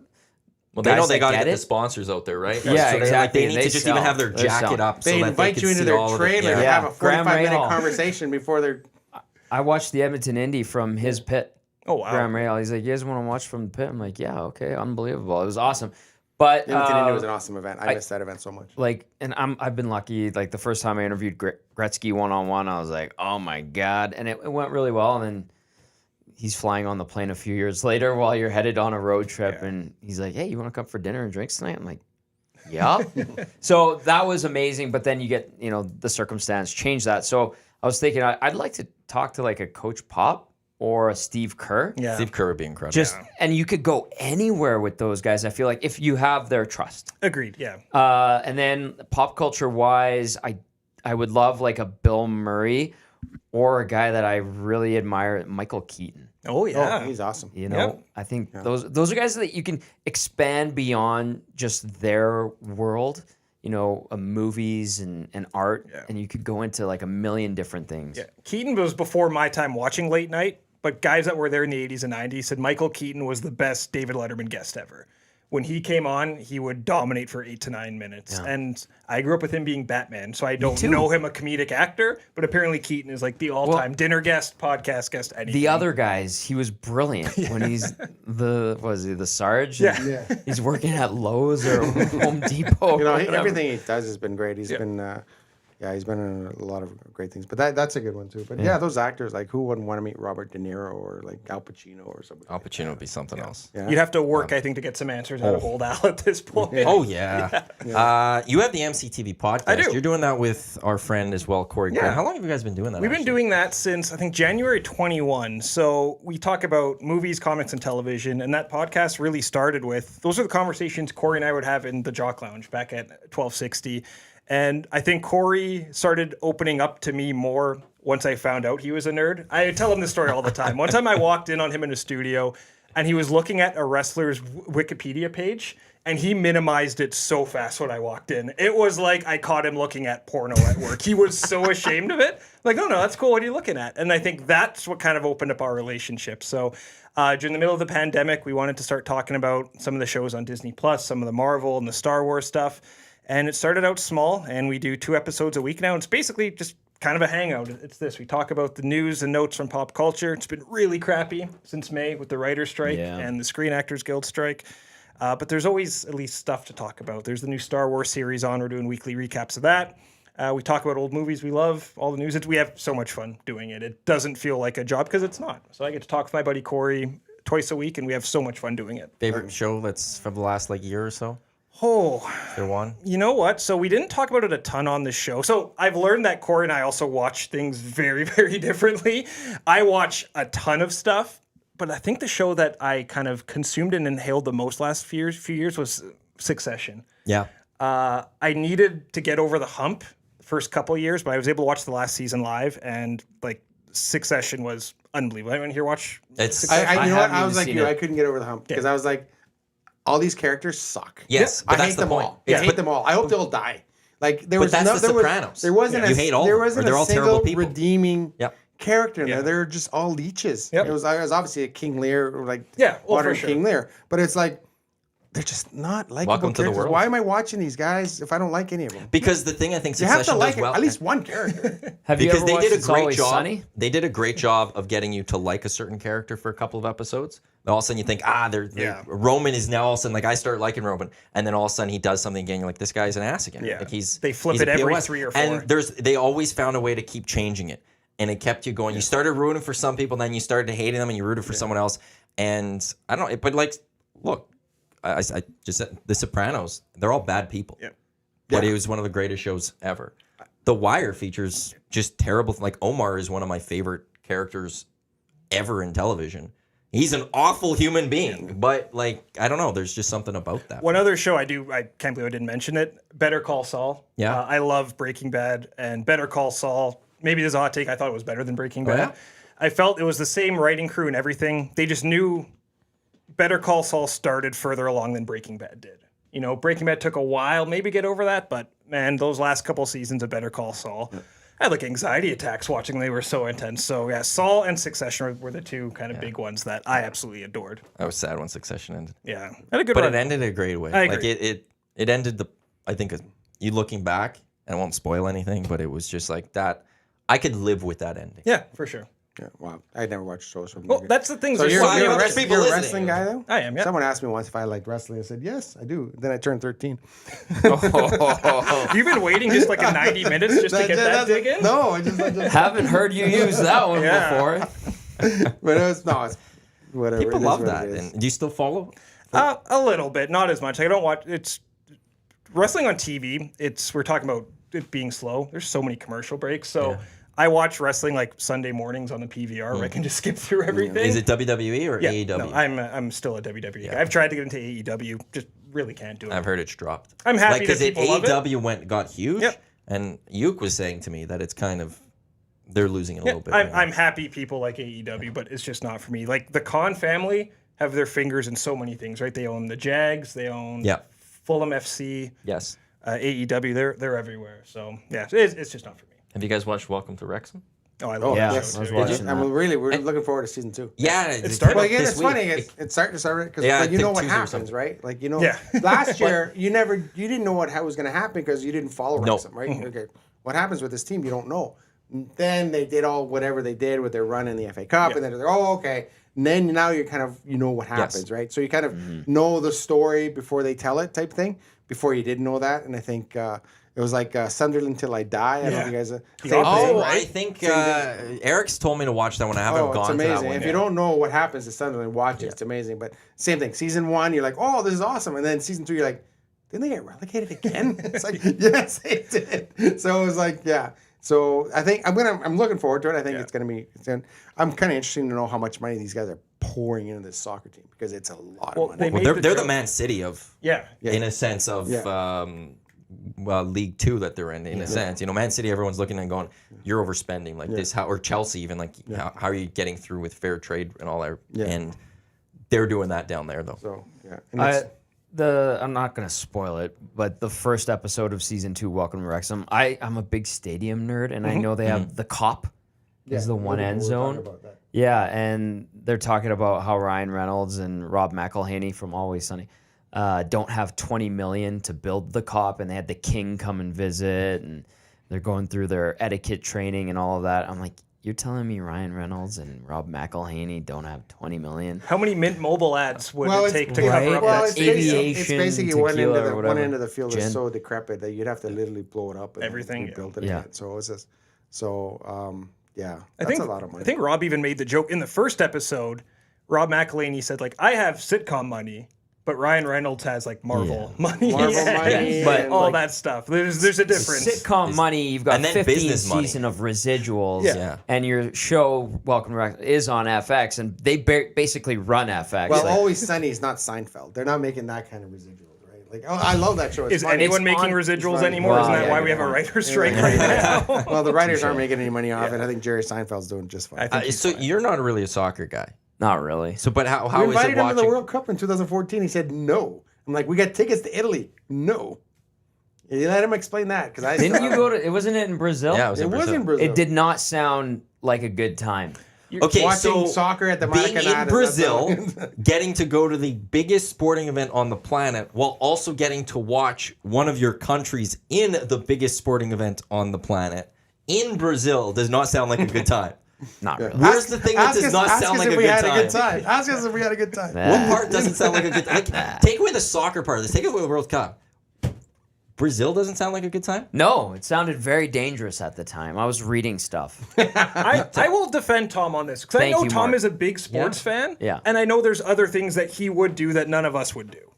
Okay. Is that fair to say? say? Let me explain Brazil here. Well, but before you do, I just the one thing I would say though is like when the spotlight of the world is on a place, it's probably the safest place in the world. That's what I would say. Yeah. And You're it telling was. me there's machine guns everywhere. They're there to protect you. Yeah, they're not there to shoot at you. They're there to protect you. So, You're set. so yes, What so if? everything. So it started when we landed in Brazil. Anyway, we started our first. I remember our original meeting. We said, "Hey, we're thinking of a Brazil planning meeting." We had like 12 guys there. It was like, "Oh, this sounds like fun," and it whittled down to 4. So I was like, "Fine, 4 is actually a workable group. Any more than that, I It's would have easier loved to work with all the schedules when it's smaller. Yeah, when it's a smaller group, right? And then, so when we landed in Brazil, so the most dangerous road, maybe in South America, maybe in the world, is the one that leads from the airport in Rio to the city, because it's about a 40-minute drive into the city. He's not helping us case with you right now. No, but I'm just explaining. I'm just going to let you explain. It's one of the most dangerous, because buses get hijacked, cars get hijacked. You're not supposed to show anything, because they all get hijacked. But when we landed, that road, no, hold on, that road, okay, was paved, like they had military vehicles. What was it, lining gravel the road. before? No, they had military vehicles lining the road. Humvee tank. That was the safest road in the world. You could walk out with your wallet like this, and no one was going to do anything to it. Safest road. We got to the thing. There was military everywhere. We had street parties. We were taking pictures with guys with machine guns like this. It's like, this is awesome. Yeah. Safest place in the world. Now, we were there. So I think we were there 5 or 6 weeks. I don't know if Eric's delayed or not, but Eric just laughed. Just laughed about Brazil being the safest place. At that time, it was. It was the safest place in the world. There wasn't anything going on. So we stayed there for 3 weeks, I think. And the last game we had was Chile, Brazil. It was a second round game. A place called Belo Horizonte. And the same thing. Massive military presence. It was unbelievable on the streets everywhere. We went, and Chile lost. Brazil won the game. We stayed for an extra day. Was that penalties? Or? It was in penalties. Yeah, it was. Yeah, still hurts to think about it. And mind you, had Chile won that game, I was born in Chile, by the way. That's why I'm a Chile fan. So had Chile won that game, we didn't know how we were going to get out of the stadium. We actually had white T-shirts that we were going to put on over our jerseys to walk out of that stadium, because we're like, we may not get out of here if Chile wins this safest game. place in the world. But anyway, so that night, very safe, whatever, we're out partying, whatever. We decided to stay an extra day, just the way our flights worked. The next day, back to regular Brazil. Oh my God, boys, we can't be hanging around this thing. Body parts washing up on the beach where the party was the night before. I gotta say, in defense of Tommy right now, you didn't sell this at all. I'm trying to be like, this is not, and you're selling this now. Fear. I don't. And you and I have gone on some baseball trips. We've gone to baseball games in Oakland. defend Tommy on this we've one gone now. to sketchy places, but. When you guys were telling me about selling me on Brazil, and you're like, it's going to be fine. There's going to be machine guns and tanks and Humvees everywhere.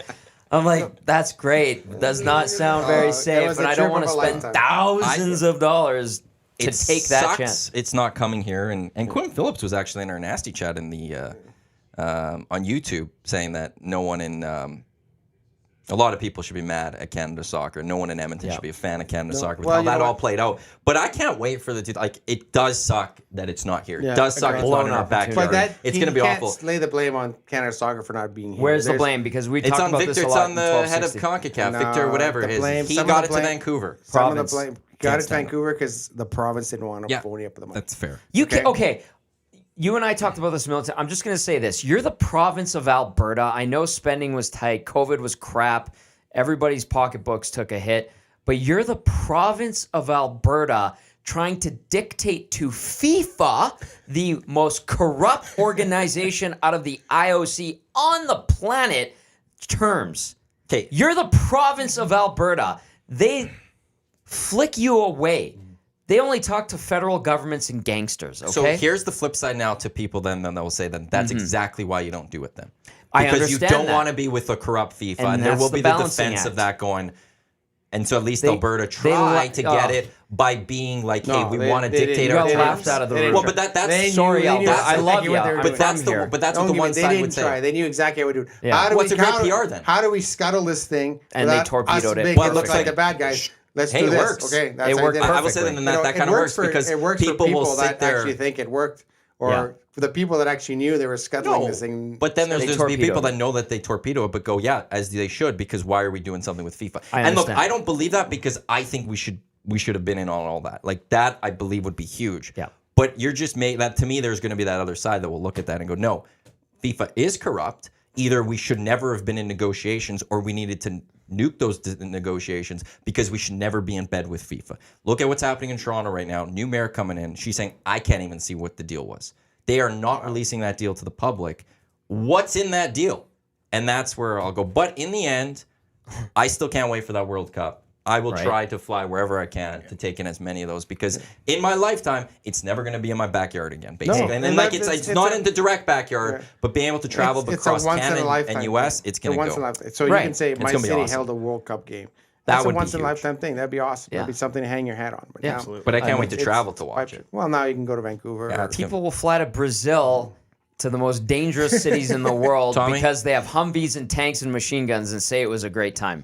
Maybe not full machine guns. No, you're going to see in 26. Yeah. You're going to see some security, some military with weapons. It might not be full machine guns. Hold on. But there's going to be some weapons out in Canada and the US. You want to make sure there's no mass shooting outside a stadium? Like, are you kidding me? Like, to me, the US one's going to be the most dangerous one. The Super Bowl is one of the best places to be to watch a game. Because inside. Absolutely. Once you step out of the stadium. I know, but once you're in the Super Bowl, there's no fly zone over you. It's completely protected. It is like with Brazil, it's the safest, one of the safest spots in the world at that time. Sure. Nothing's happening in that place. It's a bubble. But Guy texts in, he's like, how do you really feel about FIFA? FIFA is the most corrupt.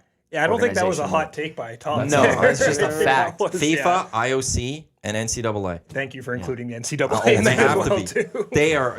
Yeah, they don't get enough hate. No, they don't. Get quite a bit. Yeah. They don't get enough like the other two do. Yeah. Well, the NCAA is unbelievable. Like you're making a coach making $30 million a year while your players are starving because they can't afford to eat. Like it's like, but hey, they're not allowed. Otherwise, they get booted. But and hey, they lose their scholarship. But now with the NIL, like I'm glad NIL exists, but it seems like you can go get a job part time at McDonald's while I'll count my billions. Exactly. Like, sure, we'll see you back at practice. Exactly. Make sure you get back at practice. Yeah. Go get a job. And then come back to practice. We're not going to pay you to play because you're a student athlete. But you get room and board. Yeah. Well, and the issue with all of that was with there'd be guys. I remember they were suspended with Ohio State.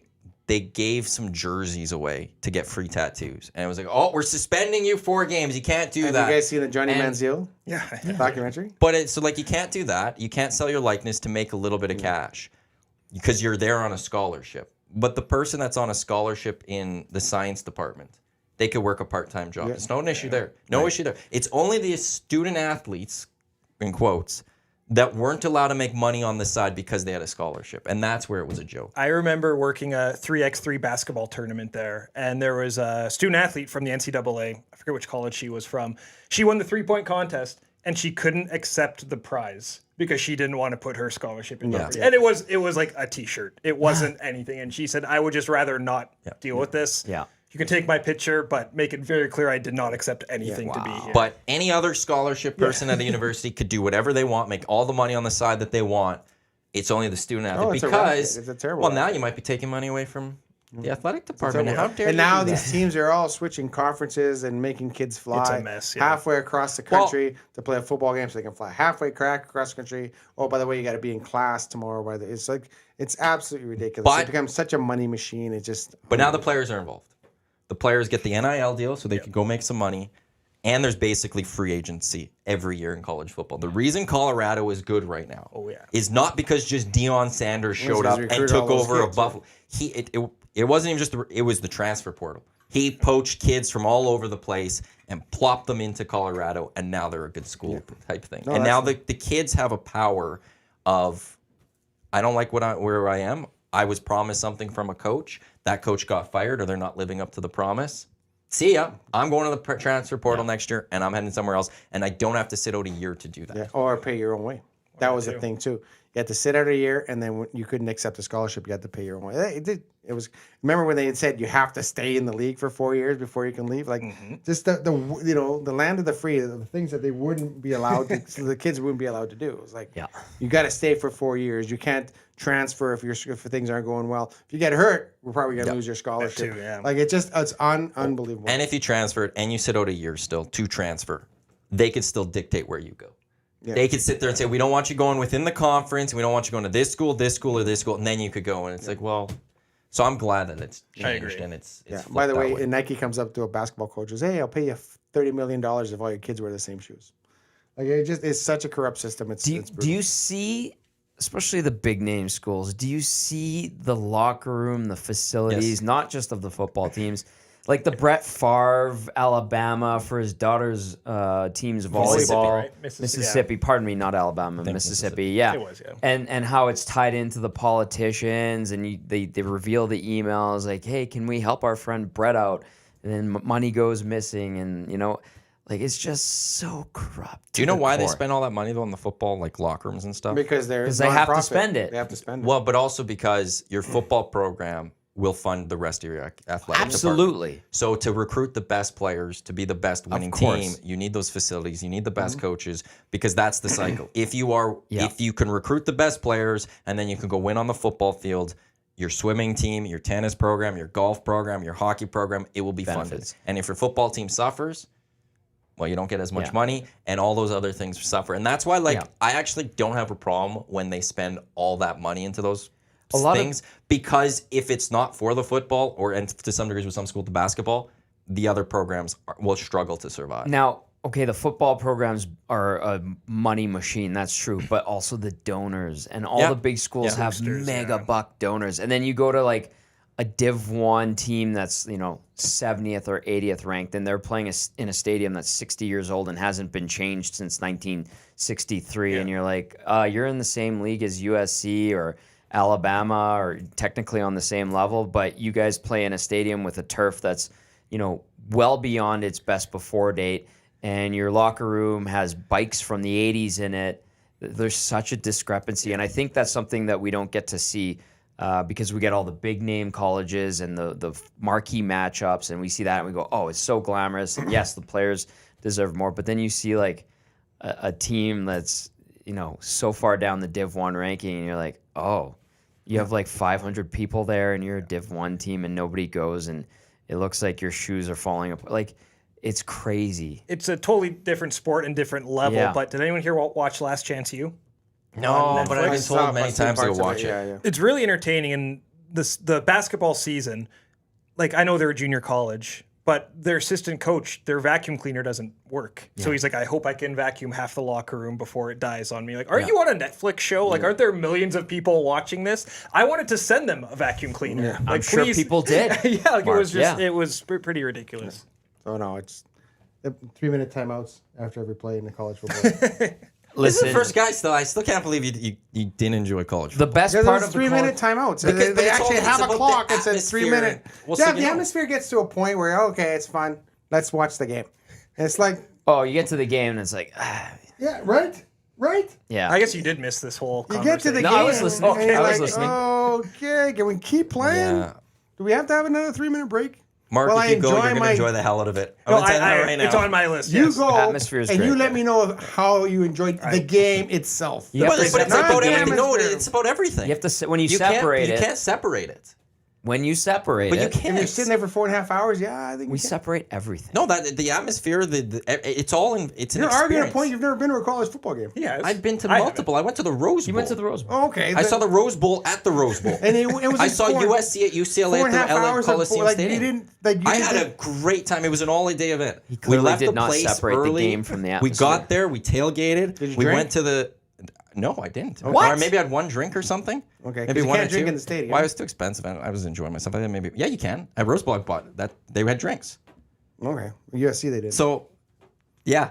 So But I'm saying the game I also went itself- to USC at the Coliseum where there was no beer. But the game had itself a wonderful was- time. was- USC, UCLA. I enjoyed it. That was I enjoyed all of it. pre-Lincoln Riley, though, right? Yes, Okay. that one was, I think 2015. Okay. So yeah, you're a USC fan. I were. I follow them. Like I like Caleb Williams. Yeah, and they're turning around. They are. But no, I've been to them and I've enjoyed every time I've gone. It's the whole experience about it. the experience is one thing. It's the game itself. It's just- The game itself, you're like, ugh, I knew that play was coming. I Well, knew but you that can't was drink coming. at a soccer game. So how do you enjoy going to a soccer because game? you're actually the game doesn't stop you. You just continue something going on. You don't get three. You don't get But a then you guy got- running out after a goal kick. 3 minutes. We're gonna come back in 3 No, minutes. you get a guy that's rolling on the field because he got fouled.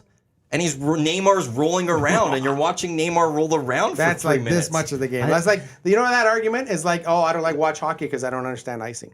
That's what that argument is. How much actual action is there in a soccer? I love how both of you right now are arguing with one another. You love soccer I love and it. you love football, and you both are arguing against those sports. Because it's all the same. We're so back, baby. Yeah, we are back. Okay. Soccer is 57 minutes of actual live action. So Google football. It's 11 minutes. Google football. 11 minutes. Okay, so do you enjoy? So 4.5 hours for 11 minutes of action. Well, and no, that's exciting. You like going to college and then a Dallas Cowboys game?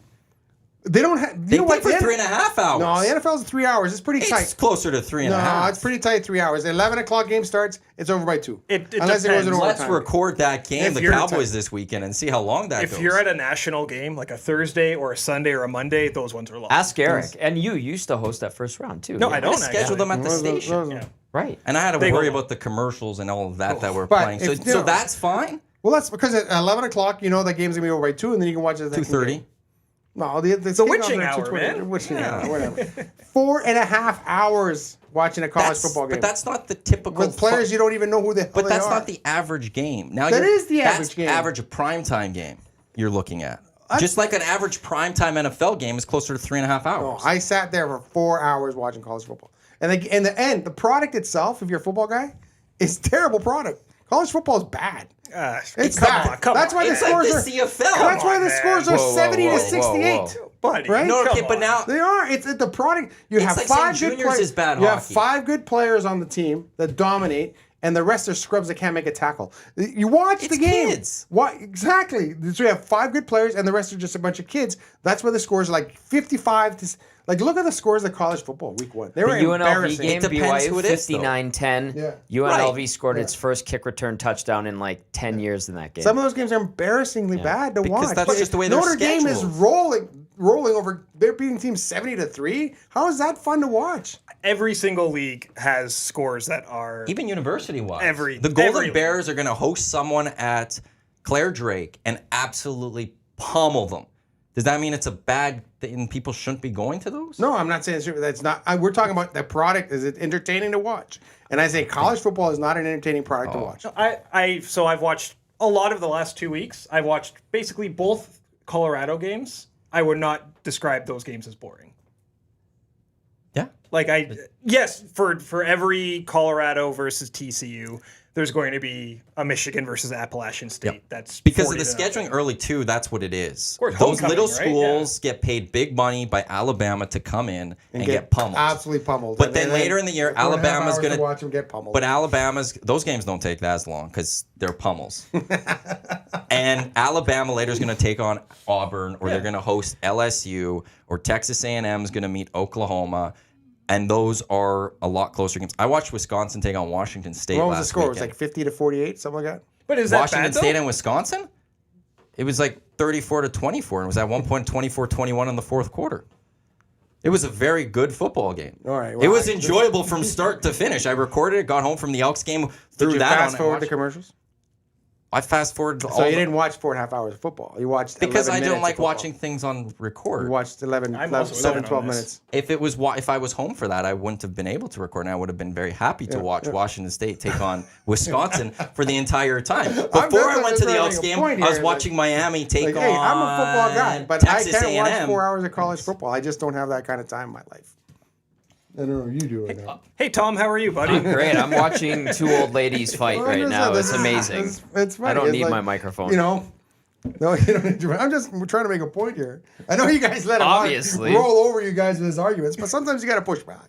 No, I'm just Yeah, I'm Just entertained. enjoying it. So we have different tastes. I'm not watching 11 minutes of action to take 4.5 hours to happen. But you'll do it for 3.5 hours. What do you mean? I'll do it for 3 hours watching football game. An NFL game. NFL game is a 3.5. lot You can do it for 3.5, but that extra hour is just too much. Yeah, an extra hour is an extra hour, dude. For another 11 minutes of action, like that's a long time. I know we haven't talked about it yet, but shout out to baseball for this speeding their Why game did up a little baseball bit. speed up their game? Because their games are 3 hours long, 3 hours and 15 minutes. They're like, you know what? Life is too short to be spending 4 hours in front of a television watching a baseball game. So let's do it 2.5 hours and look at how popular baseball is. As someone who has sat through, and I'm sure you have too, Yankees Red Sox games that Those are are the worst 4.5, ones. 5 For hours. 9 inning games. Yeah. Yeah. Speeding that's up why has it's the been speed up. beneficial. 2.5 hours. Every sporting event should be 2.5 hours, and then you move on with your life. Then you can watch a lot of them. Not 4.5 hours. College football. Don't know any players, and not 90% of them are terrible. Right? Yes. Yeah? That just Honestly, yes. So then why is go to valid. watch a University of Alberta Golden Bears football game? That's The majority of them are love terrible. your team. None of those, the majority of those players aren't going no. to see the CFL or the NFL. No, But that's- you just said none of these guys are good enough. I'm saying U.S. college football, you have 5 guys that dominate, and the rest of the team is terrible, and the scores are 70 to 65. That doesn't happen at the. I'll say this: we glorify college football players, not and unfortunately for U Sport, we don't glorify them the same way. It's not the same way. They're all talk on the about same how level. They're very modest in describing U Sport players, Yeah. and we don't blow them up and make them into megastars and put we- this burden on their shoulders. We do that with the World Junior Hockey players instead. That's a great example. That's the one we That do it is with. very Yeah, true. do with that. That is a great example. How much those guys so get paid maybe to there's a play bit of that a nuance tournament, there. How much do those guys get paid to play in that tournament? I don't know. It's the glory for What does that wearing gotta the do with- maple leaf. But what's that We're what's that talking about the conversation? NCAA. The Well, guys now they're getting gonna- exploited. To where, though you play World Juniors, you get to wear. You Oh, get yeah. You Our get a former sweat, you get a company really tracksuit. built that up too. You get some free hockey gear. Right? We don't need TSN took that and made it into this. It's entertaining. They took it too far, I would say. It's entertaining. I wish they stayed like I wish the NHL rings hosted once every 6-7 years type thing. That's fair. Why? Because that's the only place that's interested is making money is here. And You Finland. take that to Europe and they're like, oh, these No, guys no, are no, 19-year-old but kids. I know, but like I don't want to see it every time it's in Canada, in Vancouver, and then Edmonton, and then Toronto, and then Montreal. I love that it was in Halifax. Yeah. I want it to get to Saskatoon again. I want it to be in those smaller Oh, places the because junior markets. You gotta go to the Exactly. junior market. And don't you kind of miss too that first game against Denmark when it's in an empty arena at 4 a.m. on Boxing Day? Oh. Like, don't you? I'm kind of nostalgic for those World Juniors of the early 2000s from time to time. Yeah. Yeah. No, you do miss it. Like that. Like we're talking about people making money off players. Like that. There's an example there, right? You're listening to the Yelling Hour on Edmonton It's Sports a debate. It's a debate. I know, It's I'm like right a- there. It's a friendly You're conversation. supposed That's to a be little having heated. Like there's differences nothing of wrong with opinion. that. You don't want everyone agreeing on everything. Talk. That's correct. Yes, you're right. Yeah, I can't believe you didn't want to go Brazil because you thought it was dangerous. I got what you did there. Thank Yeah, you. right? It was dangerous. Oh Just my because goodness. it's Friday doesn't mean you can't be a little bit clever. So we're going to talk Oilers at all? No. Are you watching this game today between them and the Jets rookies?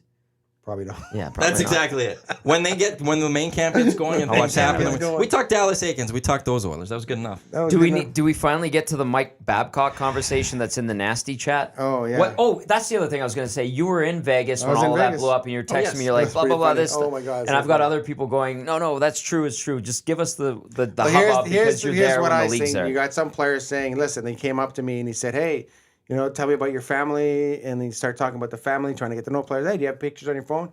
And some players, yeah, here's pictures of my kids. Here's picture of this, picture of that. Because an older player is not going to have the other types of pictures that maybe a younger player might have. I on his think phone. that the older And I players think would have the younger that, to be players will be honest like, with you. you want to see my phone? I don't know if I want to show you my phone. Not a great idea. And that's what, to me, I think that's what happened. Listen, if you got stuff on your phone, you don't want to show it? No, I don't want to show you my phone.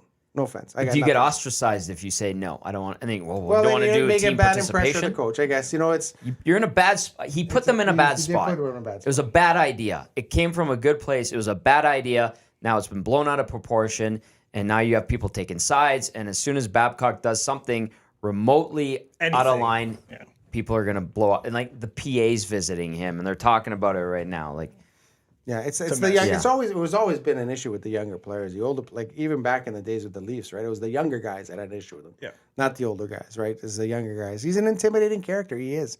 We've dealt with him. He's giving you that snarl. yeah, That scowl, and you know what? Are you mad at me? Like, don't take it out on me, type thing. And like, it's different. So, but he does have his detractors out there, like Mike Commodore, for example. Yeah. Want to see Always this hate guy. Rip Exactly. He is so long. going Yeah. after him.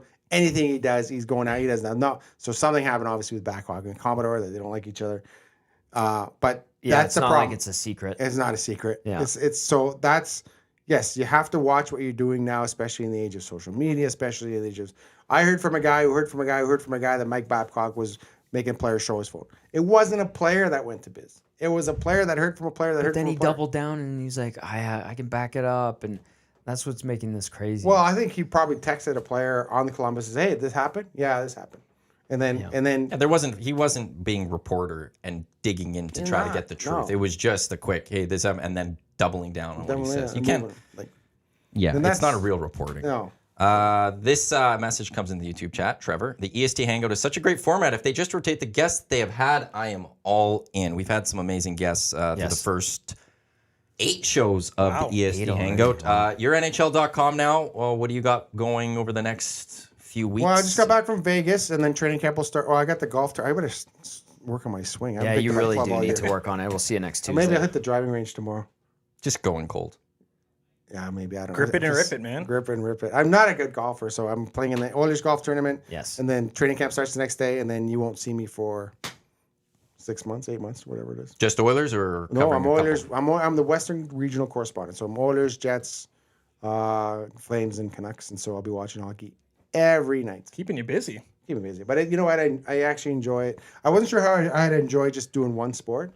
And like I was telling you guys earlier, I enjoy it. It's just I just have to focus on one sport. I feel like I know the rosters a lot better now. I know the players a lot better now, as opposed to before when I had to kind of juggle 3 or 4 or 5, 6 different balls. And I'm so glad I don't have to deal with the Soccer Canada stuff going on right now. But you were the guy. You were the national And soccer that's reporter. that's a huge hit to this country. Big just, time. 'cause I don't know who fills that shoes. Yeah, I don't know. They got there's a lot of good young soccer reporters out there that are really working hard. They're hustling hard, and I think that was a big difference between the soccer guys that are covering the team now, and I think that was an issue as well, as opposed to the soccer guys that were covering the team 20 years ago. I say, we all know those reporters. They're basically hockey reporters saying, "Hey, can you write about soccer?" Didn't know what they were talking about. They had no idea. And I think when John Herdman came in here, he started with those guys answering those questions, and then he evolved into suddenly these guys know what they're talking about. And I think that became an issue. There's a lot of, like I said, there's a lot of young guys out there, a lot of good Canadian soccer blogs and stuff like that. They know what they're talking about. I think it's in good hands.